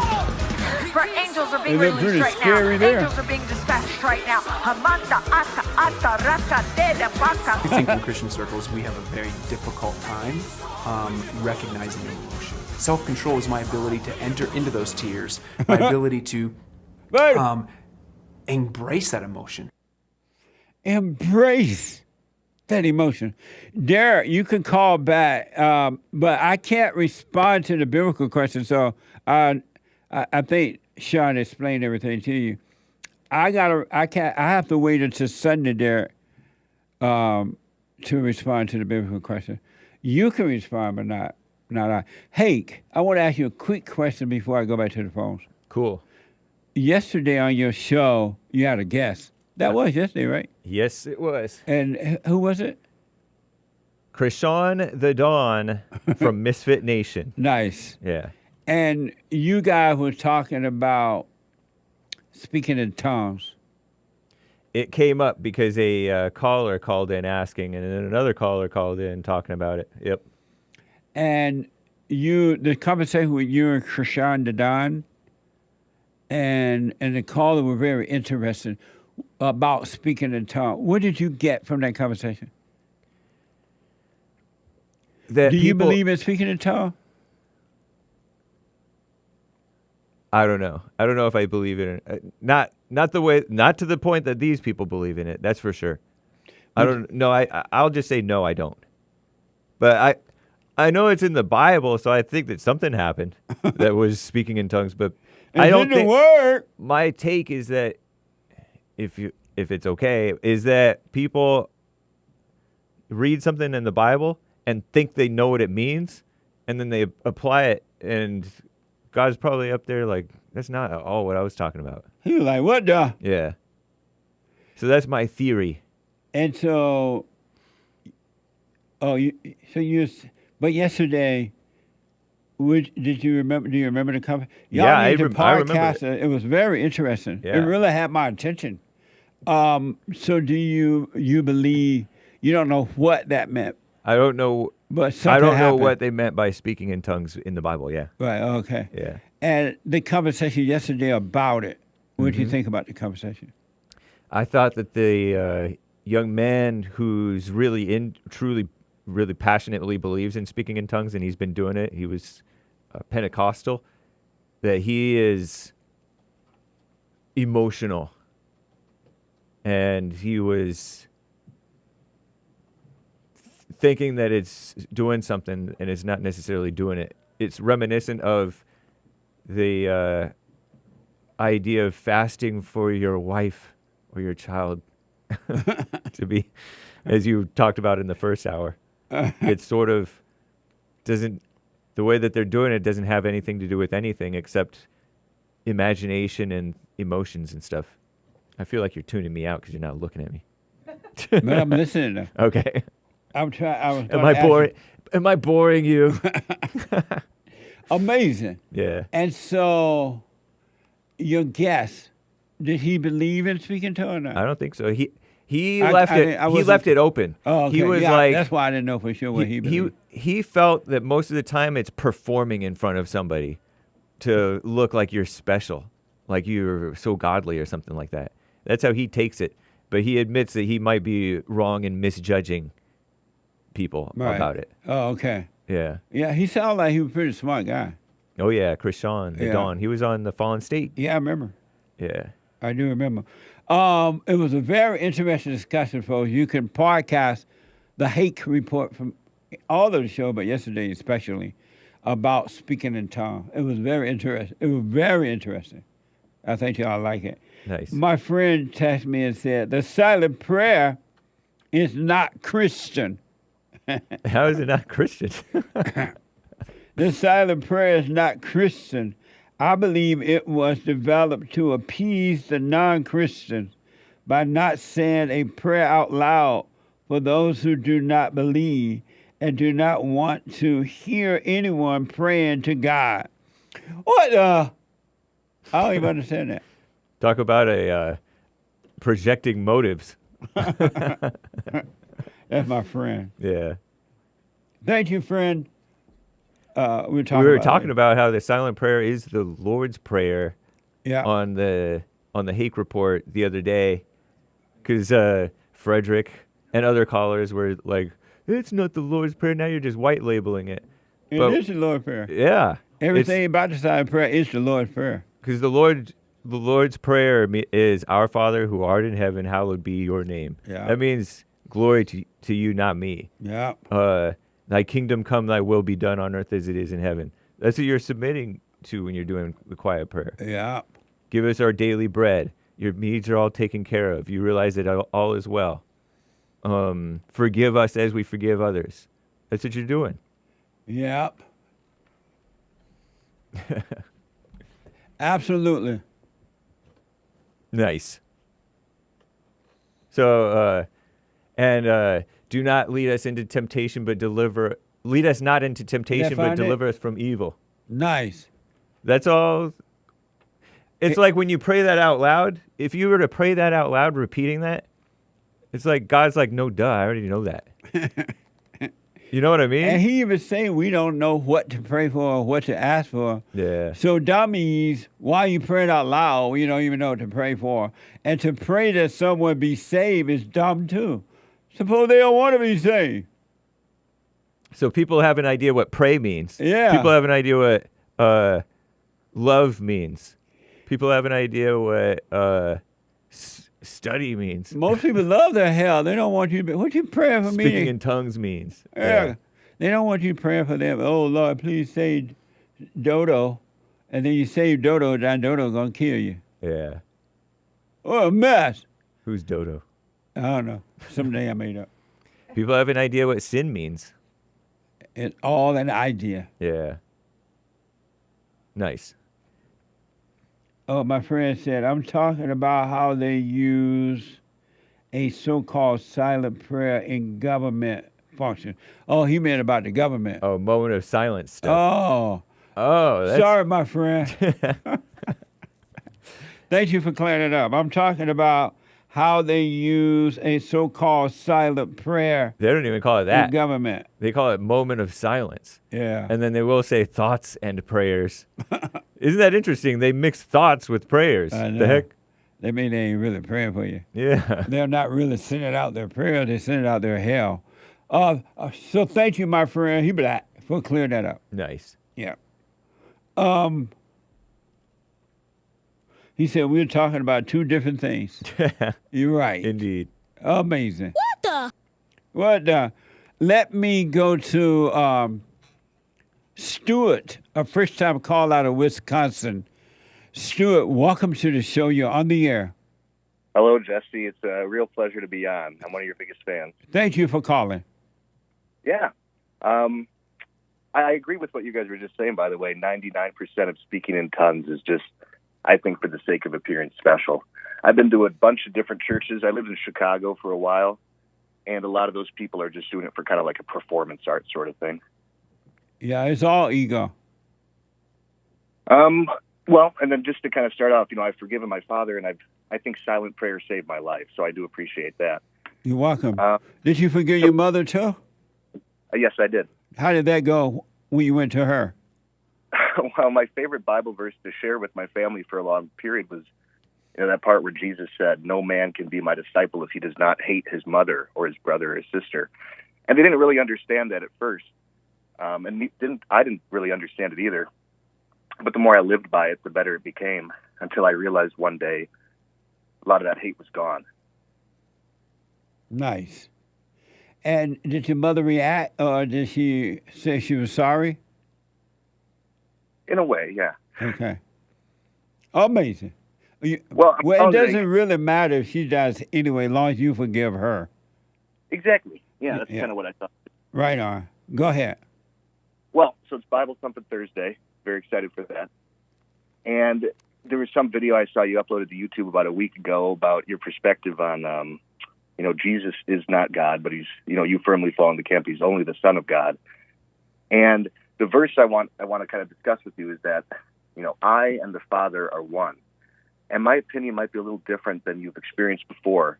My experience is, I kind of think about that in the same way, like, because Jesus was living during the time of the Roman Empire. It's sort of something like Caesar and Augustus would say, because in the later period of the Roman Empire, there was Caesar and Augustus, and like Caesar was the junior emperor and Augustus was the senior. And Caesar would say something like, Caesar and Augustus are one.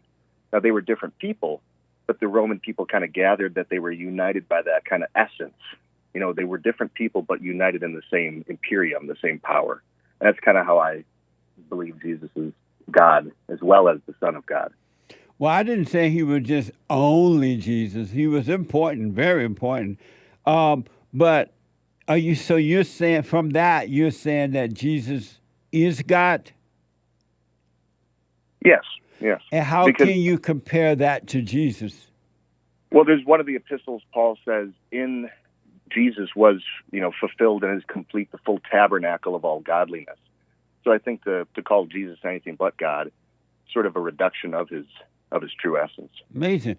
And why do you think he never said that he was God? Well, because Jesus spoke primarily through parables. He didn't like to overtly state things which were obvious. And in the same way with parables that, you could only understand them if you had wisdom. I think Jesus was basically, you have to imagine, like, if God came to the earth in human form, what would he have done? He would have healed the sick. He would have brought comfort to people, forgiven the sins, raised people from the dead. That's exactly what Jesus did. But Jesus didn't do it. Well, Jesus said, all authority that has been given to me is through the Father, no? Right. His Father did it through him. That's a good perspective, too. Right. But is that true or not? Not just a good perspective. Is that true or not? Sorry, what are we talking? Which one's true? That Jesus said it wasn't him, but the Father in him that was doing the work. Couldn't you also make the case that it was the Holy Spirit in him? Did Jesus say it's not me, but it's the Father in me that's doing the work? True. Did he say it's not me, it's the Holy Spirit that's doing the work, or my Father's doing the work? He didn't say the latter. He did say the former, yeah. What's the latter? He didn't say it was the Holy Spirit in me, but he did say it was the work of the Father. Right, so why do you want to say the Holy Spirit instead of saying what Jesus said it was? Well, because God is the Spirit, But he didn't say that. He said it was the Father doing it. He didn't say the Holy Spirit. Yeah. Right? And he said the Holy Spirit is our teacher. He didn't say the Holy Spirit was our daddy. True. So why do you want to confuse all that? You're right. I was actually going to ask you about that was a question. Why do you want to confuse all that? Because I'm still living by my intellect. Yeah, 100%, Stuart. Now you can see that, you're going to be free. Thank you, Jesse. That's amazing. If I could mention one last thing for Bible Thumping Thursday, it's my favorite thing to point out for Bible Thumpers. I think they appreciate it. Okay. Kind of the value of understanding the Word of God, but also kind of reading the most literal translation. I go with Young's literal translation, which is written in the 1800s. Okay. So Colossians 3:5, Paul says, "Put to death, necrosete, the things among you, including, pathos, idolatry, all that sort of thing." For some reason, pathos is translated in modern days as lust. Put to death your lust, which is obvious. But what Paul was saying is put to death your pathos, your pathology, your insane passions. And whenever I tell a lot of people that, I just wanted to use my opportunity here to kind of, on the bully pulpit, to kind of say that. It's kind of a big distinction. But I will stop living by the intellect. Promise you that. Right on. Oh, baby, stay with it, stay with it, stay with it. And God will erase the intellect from you, and you'll be able to use the mind in the proper way. Well, God bless you, Jesse. Thank you, Stuart. I appreciate it, man. Thank you. Bye. Bye now. 888-7753-773. Let me go to a first-time caller, Derek. Not Derek, but David out of California. David, welcome to the show. You're on the air. Hey, Jesse. Hey, David. Hey, I'm out of Arizona, but that's all right. Oh, okay. Sorry about that. They have California. Oh, you're all good. Go ahead. I just want to say that you're awesome, man. You're amazing. And amazing. all your all your wisdom and your philosophies and stuff. They've helped me a lot throughout the years. Well, stay with it, David. Stay with it. If you really stay with it, you have a see. You're gonna know paradise on earth. It's gonna be amazing. Right on. All right, man. You take care. Thank you. Thank you, David. I appreciate it, buddy. Stay with it. All right. Okay. Amazing. I was talking to a lady in counseling yesterday. I won't say her name. And it was, and watching her, talking to her, it was inspiring because she has been through pure hell. All in the name of Jesus, right? Pure hell. And she heard, because her boyfriend introduced her, I believe her fiancé or boyfriend, she heard about forgiveness. She heard about forgiveness, forgiving your mother. She didn't know you're supposed to forgive your mama. She thought her mama was tight. She thought she loved her mama. But when she realized she didn't and forgave, and then her father, everything changed. And she was like, I just can't believe it. I can breathe now. I can have a life now.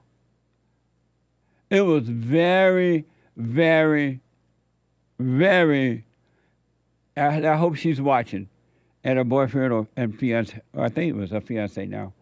It was inspiring, so I want to encourage them to stay with it. Stay with it, stay with it, stay with it. Mind blowing.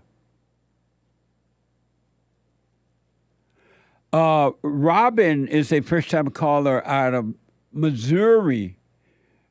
Robin, welcome to the show. You're on the air. Hey, Jesse, how we doing? All is well, Robin. Thanks for calling. Hey, yeah, I just wanted to answer the biblical question for the day and then add on about some of the things you guys are talking about. Do you know God? And who is God? Yes, and God is love. So you're saying, yes, you know God? Yes. And how do you know him? Because I've experienced his love. You have? Mm-hmm. And who is God? God is love. And how do you know you experience his love? Because I have his blessings every day. And what are his... Give me one example of his blessing. The air I breathe, the sun coming up, the world he created, the life he gave me. But even the evil people get all that. Yes, that's why the Bible says that he pours the rain on both the wicked and the righteous. Right. Mm-hmm. And so that's what you call his love? Yes. Okay. And I would say it as 1 Corinthians 13:4-7. Love is patient. Love is kind. It does not envy. Does not boast. It is not proud. It does not dishonor others. It is not self-seeking. Do you have patience? Anger. What's that? You have patience? I'm working on, everything I can. Do you have patience? Some days I don't. Do you have patience? Some days I do, and some days it's hard to be patient. And so do you have patience? I'm trying to obtain patience perfectly. And do you have patience?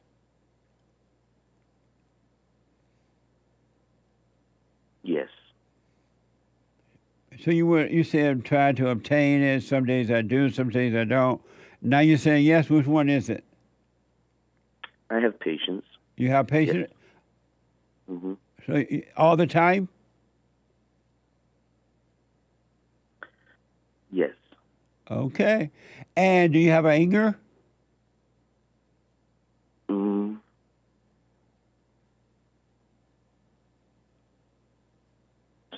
Sometimes, yes. I'm sorry? Speak up for me? Sometimes, yes. Sometimes, yes. And so can you have patience and anger?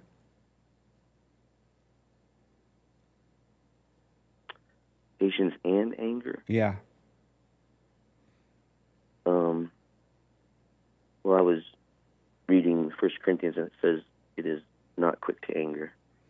Can you have patience and anger? Because all you're doing is read the scripture intellectually, and that's all you're doing, and that's not helping you. Can you have patience and anger? Sometimes. How is that possible?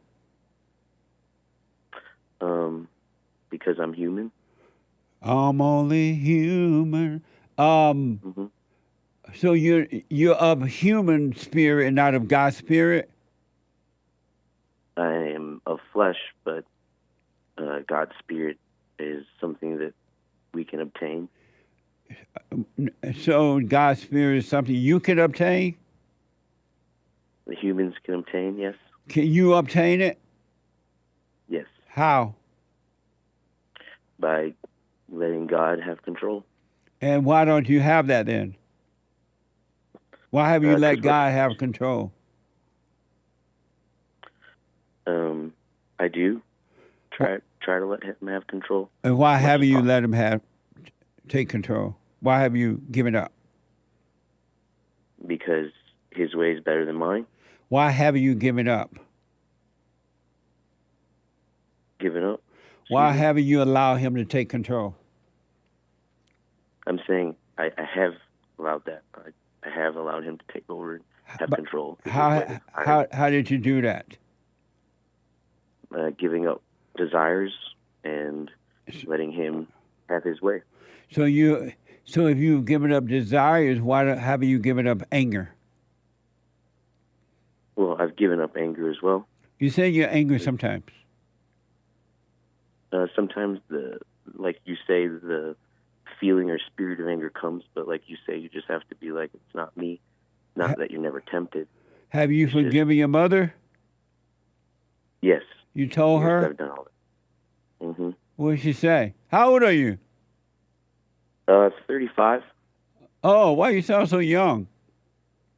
I just sound that way. Oh, I guess. What did your mother say when you went and forgave her? She was confused and didn't understand, but it's okay. She pretended to be confused? Yeah.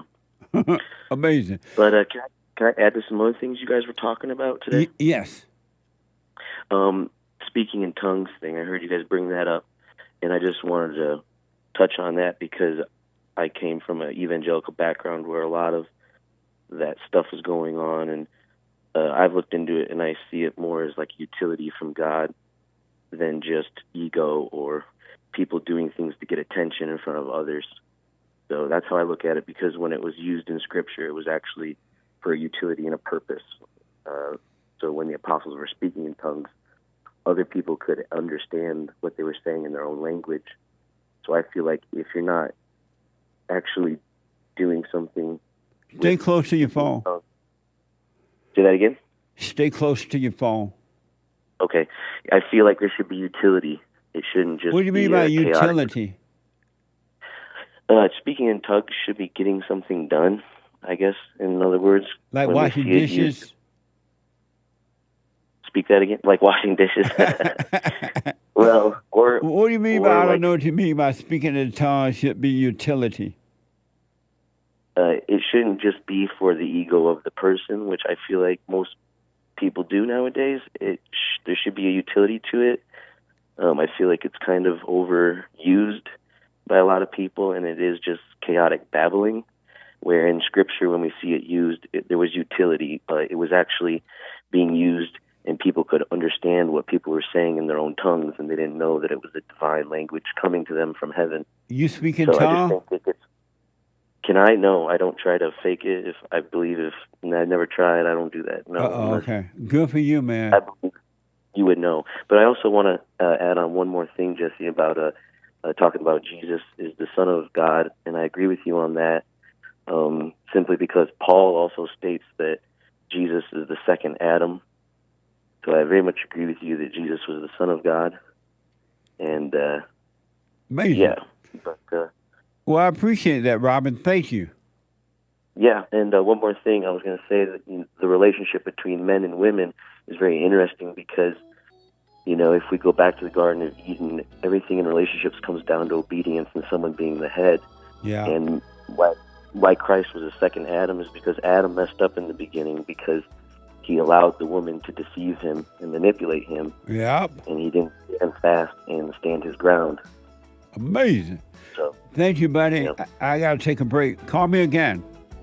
Yes, sir. All right, buddy. You have a good one. You too.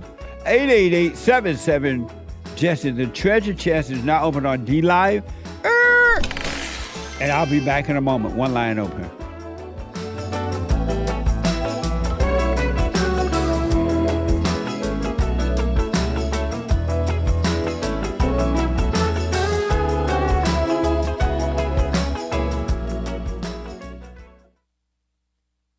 Check out my book, For Raised to Responsibility.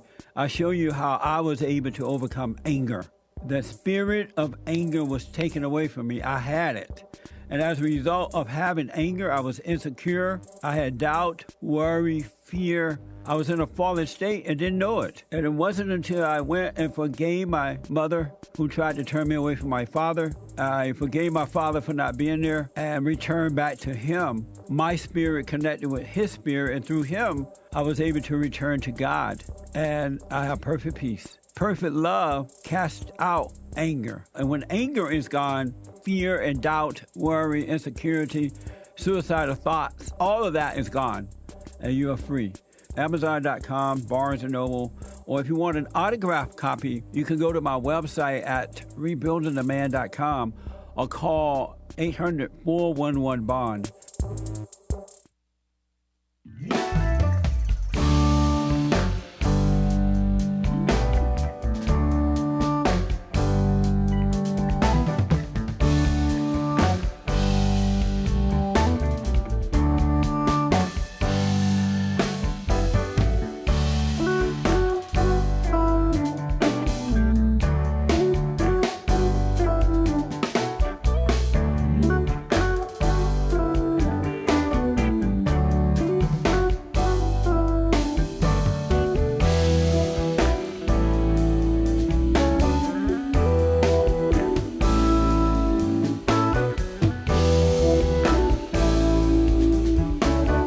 All right, folks, listen up. Let's see here. The Hake report is coming up next at the top of this hour. The Hake, Hake report.com from 9 to 11 a.m. Pacific time. And then at 11 a.m., Joel Friday TV. You black. Joel Friday TV at 11 a.m. Pacific time from 11 to noon. And at noontime, the American Anchor Baby. The American Anchor Baby at noon today. And tonight at 7 p.m., the Men's Forum, the first Thursday night of every month, the Men's Forum, and they're amazing. So it is the first Thursday night, believe it or not, of March. Amazing. And ladies is the third Thursday night, so get ready, ladies. I know some ladies come from out of town and all kind of places. But it is going to happen if the Lord is willing and the creek don't rise, the third Thursday night of the month. And tomorrow, if the Lord is willing, Friday, if the Lord is willing and the creek don't rise, brand new episode of the FallenState.tv. The FallenState.tv. Interesting discussion with Michael Lee. And Michael is the author of The Abortion Bible, The Last Word on Faith, Reasons, Women, Children, and Truth. Watch this.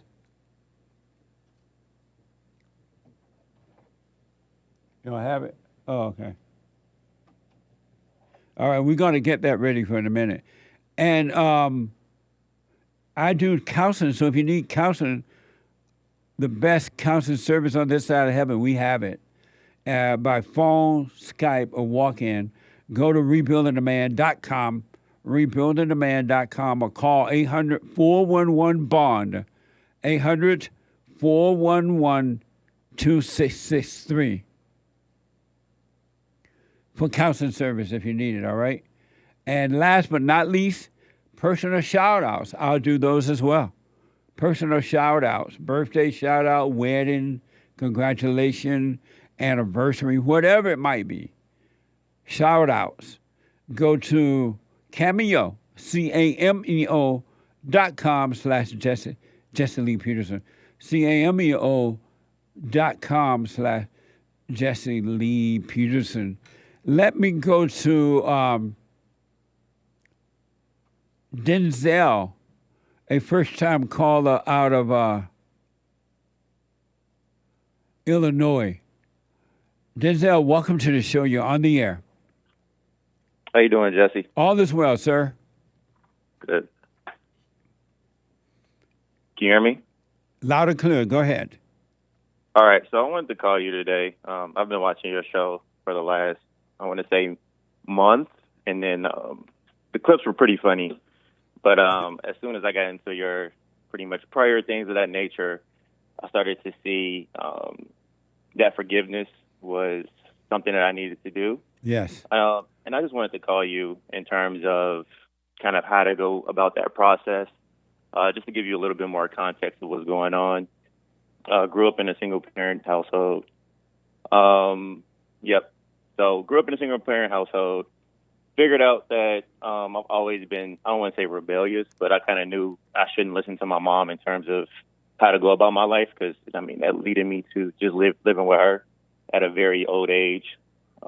So 25 came around, did what I had to do, moved out, got on my own, kind of built a life for myself here, got a great corporate job, things of that nature, had a girlfriend move in.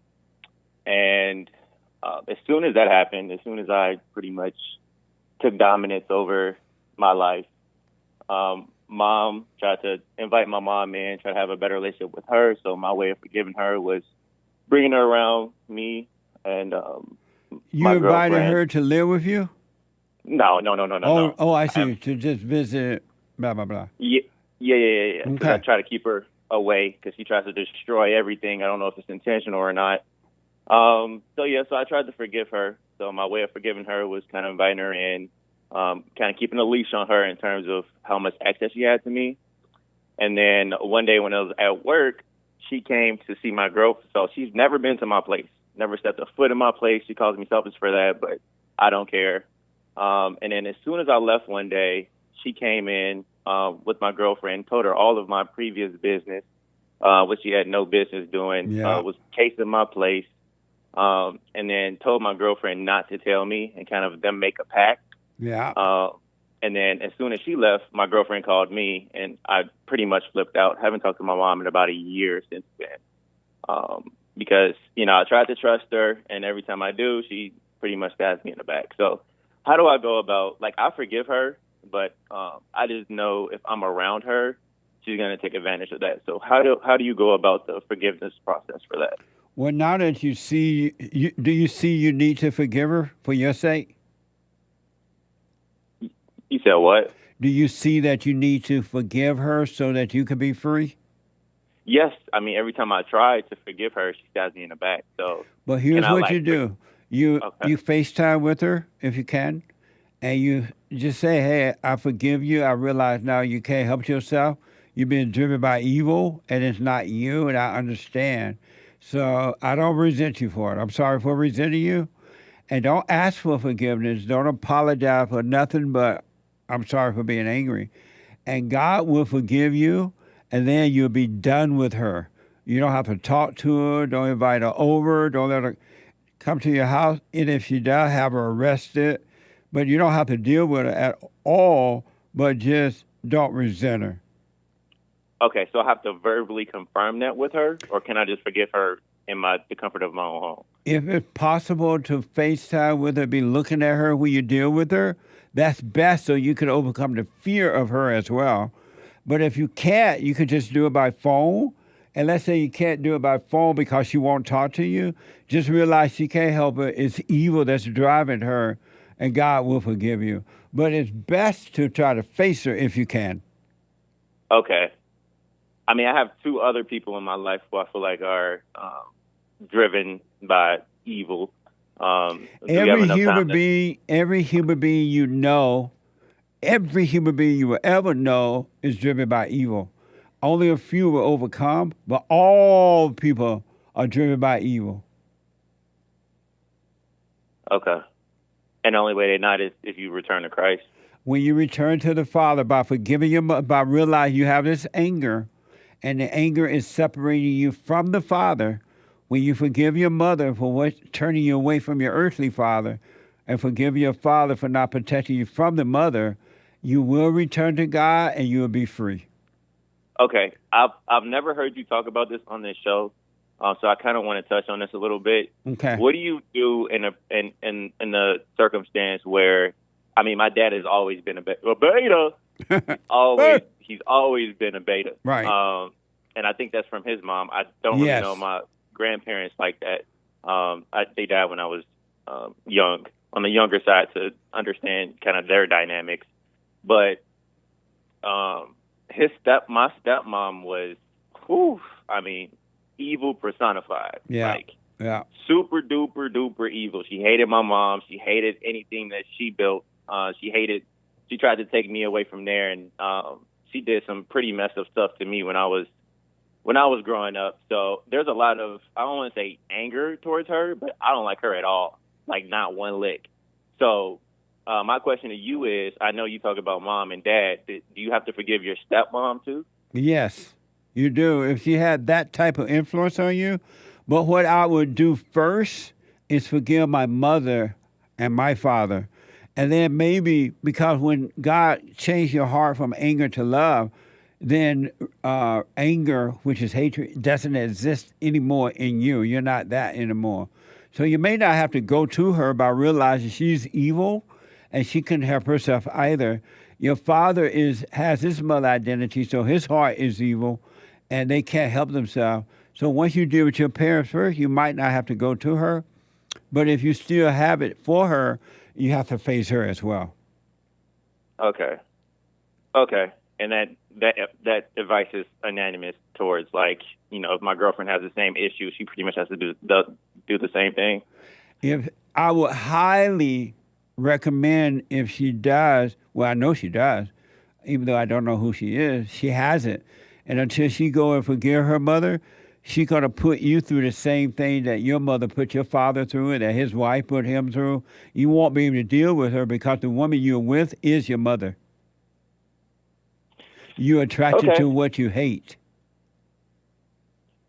Okay.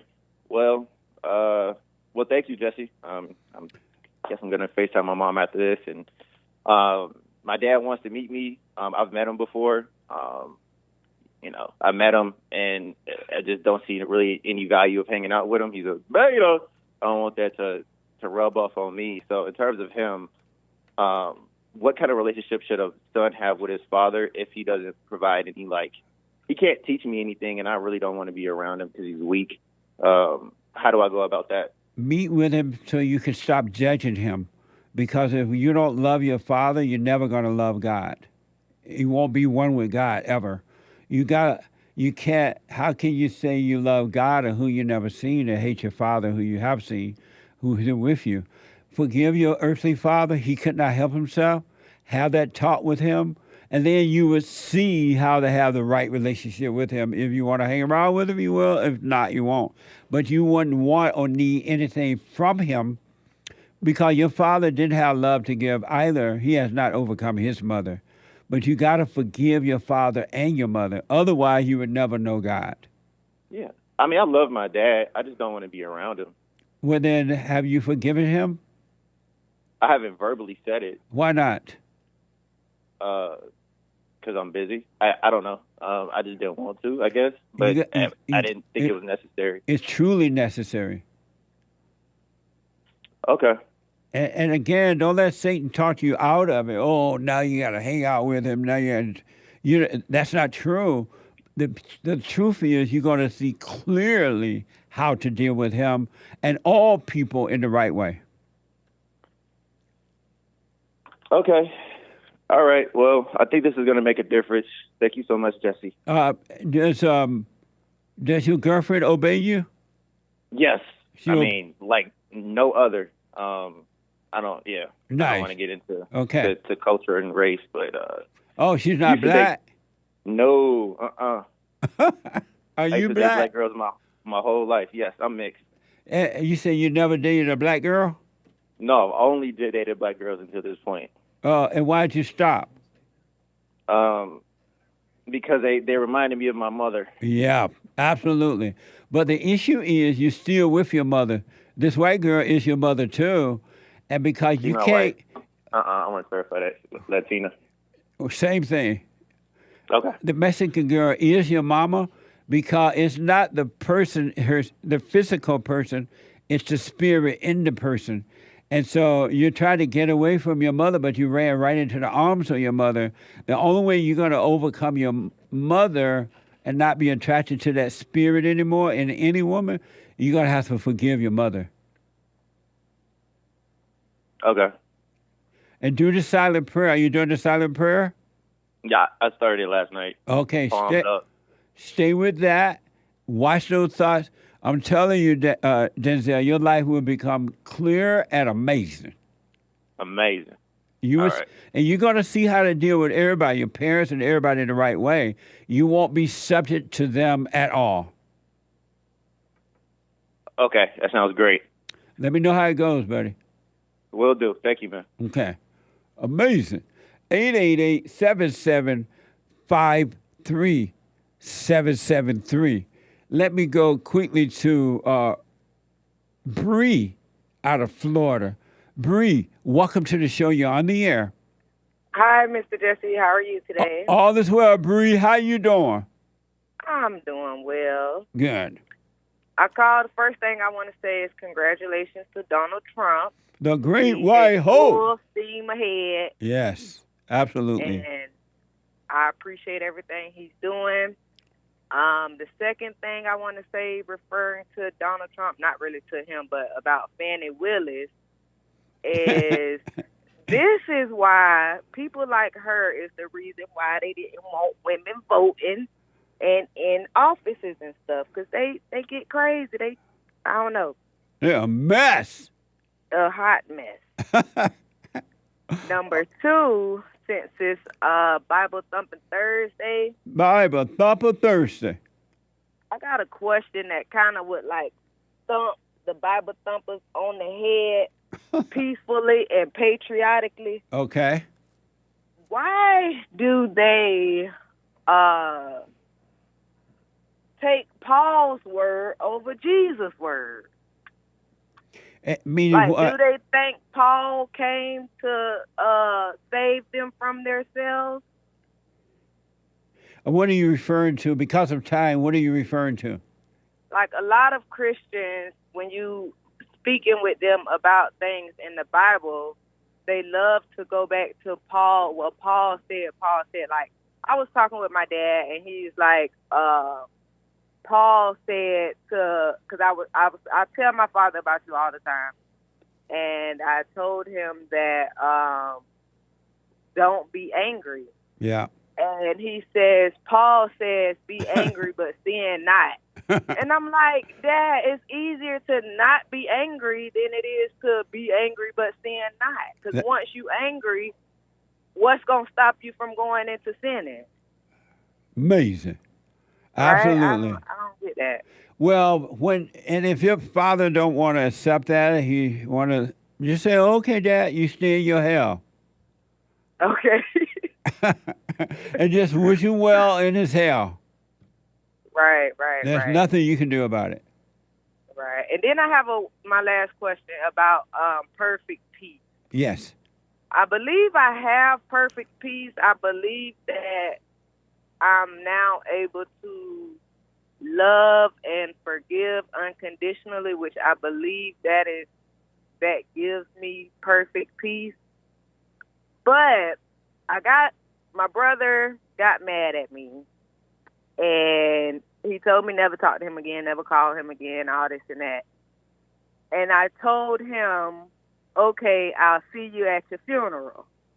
And people tell me that I was wrong for saying that. And that, like, that was anger. And I'm like, I wasn't angry. I believe I said that very peacefully. So do you think that is considered like part of being angry? I wouldn't dare to see how it went down, but you're absolutely right. Okay, brother, I'll see you at your funeral then. Bye. Just absolutely, you're absolutely right. And somebody don't want to play, you don't want to play. If they come back and want to play, it's up to you. If you let them back in your life, you will have control of your own life. Right. But no, that's not anger to say, okay, bro, I'll see you at your funeral. Okay, cool. Or you should say, okay, bro, I ain't coming to your funeral. I'm sorry? Does perfect peace comes with unconditional love and unconditional forgiveness? There's no such thing as unconditional love and unconditional forgiveness. Those are just made up words, too. When you forgive, you have forgiven because you were wrong for being angry. You were wrong for judging. Okay, I got you. And perfect love comes from God. And it ain't unconditional and all that kind of stuff. Don't let people put that on you. Okay. I thank you so much, Jesse. It's good to hear from you, Bree. You too. Have a great day. You too. Amazing. 888-77-JESSE. Super Chat. Super Chats. Nathaniel, you're leaning into my shot. Oh, yeah. From Wisconsin, bought 3 coffees. I'll keep it pithy with 2 points and the biblical question. Don't read the biblical question yet. Okay. First coffee, keeping it PG. MGK's girlfriend, Megan Fox, did an interview talking about their satanic ritual and practicing being vampires. What the? Amazing. Thank you. 2, Satan cursed me with bilateral ear infection. I guess that means both sides because of sweat buildup from wearing AirPods too much. Oh, I can see that happening too. As a result of being an Uber driver, I've been playing the Bond Network, and my riders have been subscribing to you all. They love Joel Friday. He's black. Right on. Thank you. Nice. Hassan, that happened with Hassan too when you get an Uber driver. And they happen to know about us. Cool. Amazing. Thank you. Biblical question response. Do you know God? Who is God? I don't know God because I don't know myself. # killing my ego. And then he doesn't answer who is God. Okay, Maybe because he doesn't know him. I'll put my 2 cents in on Sunday. Thank you. Falcon Ing quotes from 1 Peter 3. Whose adorning, let it not be that outward adorning of plaiting the hair, wearing gold, putting on apparel, but let it be hidden man of the hidden man of the heart, in which that is not corruptible, even the ornament of a meek and quiet spirit, which is in the sight of God a great price. Sorry. Thank you. Appreciate it. Thank you, Falcon Ing. Yeah. Dawn, whose username Donnie Girls Idea over on Rumble, a Rumble rant. Biblical question. Do you know God? Who is God? No, I am still seeking him. Who? Our creator, our father of creation. He is love. Thank you. I'll put my 2 cents in on Sunday. Mike Young bought a coffee. But they said they don't know God, but they told us who he is. Uh-huh. Thank you. Nice. I'll put my 2 cents in on Sunday. I don't know Kobe, but I know who he is. Nice. Thank you. Mike Young bought a coffee. Hey, Jesse, what's the name of the show that you were on so I can check it out? Oh. I know what it is. You want me to tell it? Yeah. Grant, yesterday? Yeah, Grant Stitchfield's show, Stinchfield Tonight, on Real America's Voice channel on Rumble from the March 6th, 2024 episode. Check that out. Thank you. Absolutely. It was yesterday. Yep. March 6th yesterday? Uh-huh. What? Believe it or not. Wow. Okay. Thank you. Also on D Live, Kid Combo 1.0, just can't let it go. You gave a diamond saying Eminem admitted Raw Kim is better than him. Truth Social. Maybe I butchered the name. I butchered the. Oh no, he gave me the thumbs up. Nice. WD41. Thank you. Diamond from WD41. No message. Thank you. Thank you. Shout out to the top contributors on D Live: Aries 1, Kid Combo 1.0, WD41, Evgeny Crosby, Stan69. And the rest of the D Live supporters. Appreciate you guys. That's cool. Thank you all. I appreciate it. And I believe that is all for now, guys. Thank you all so much. I do appreciate it. Let me go to... Prep Hound Paul says, who thinks tonight's State of the Union address by Biden will consist mostly of bashing President Trump rather than describing our last 3 years of a horrible economy and all the money we waste on foreign wars? It's going to be a mess. Yeah. Believe me. Now I'll get it's out of your gonna be way. a mess. Amazing. Let me go to Russ out of New Jersey. Russ, welcome to the show. You're on the air. Thank you, Jesse. Yes. Good to hear your voice again. Yeah, you too. Real fast because I hear the music. Do you know God? The answer is yes. And who is God? God to me God has given me the spirit to think and do for myself and who I love, and by following God, life will become clear to me. Thank you, Russ. I'll put my 2 cents in on Sunday. I do appreciate it. Thank you. All right, buddy. Amazing. Amazing. I am so out of time. The Hake Report is coming up now.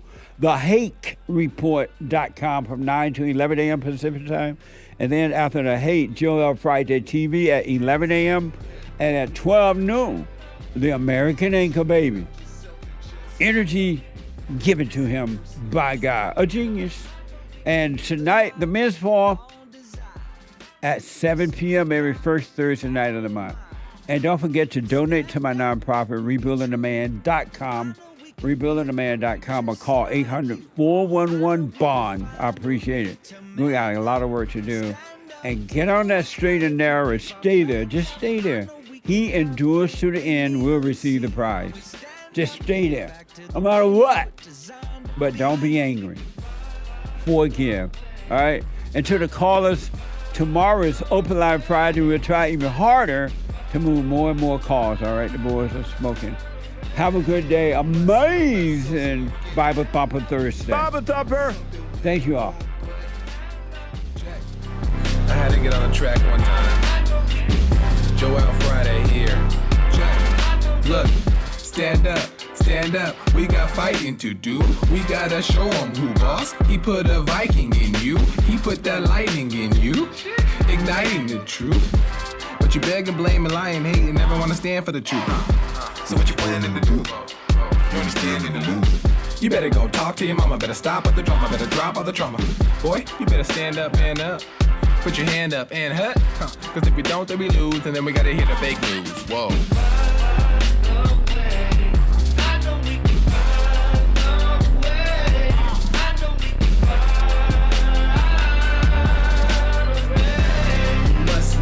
So you get something went wrong, but face the truth about yourself and just seek first God's kingdom, cause you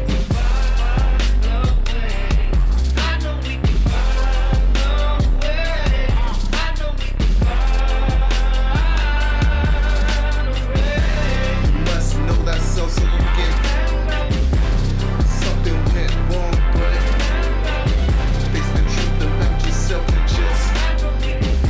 seek first God's kingdom, cause I know we can find a way. I know we can find a way.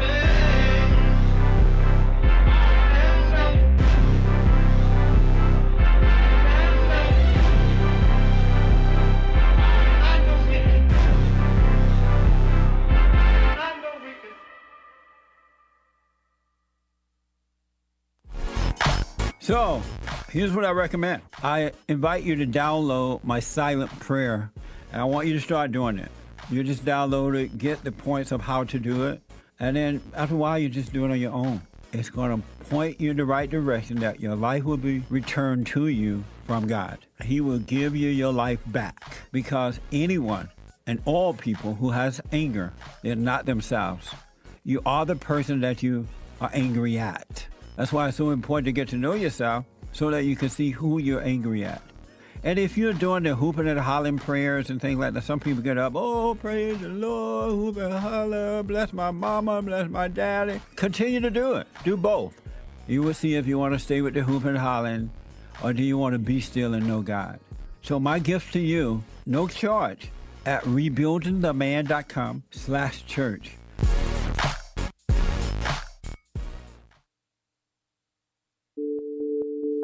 like my cousin like sent me you, and I thank him for that. It was more of a, you know, he thinks the whole like everything's a joke. That just adds a little spice to it. But in the heart of what you're saying, there is real things going on. And people want to overlook that. And I'm telling you, Mr. Peterson, I'm not one of those people. And I thank God that, you know, he showed you to me. And sometimes we just need some Jesse in our lives, I guess.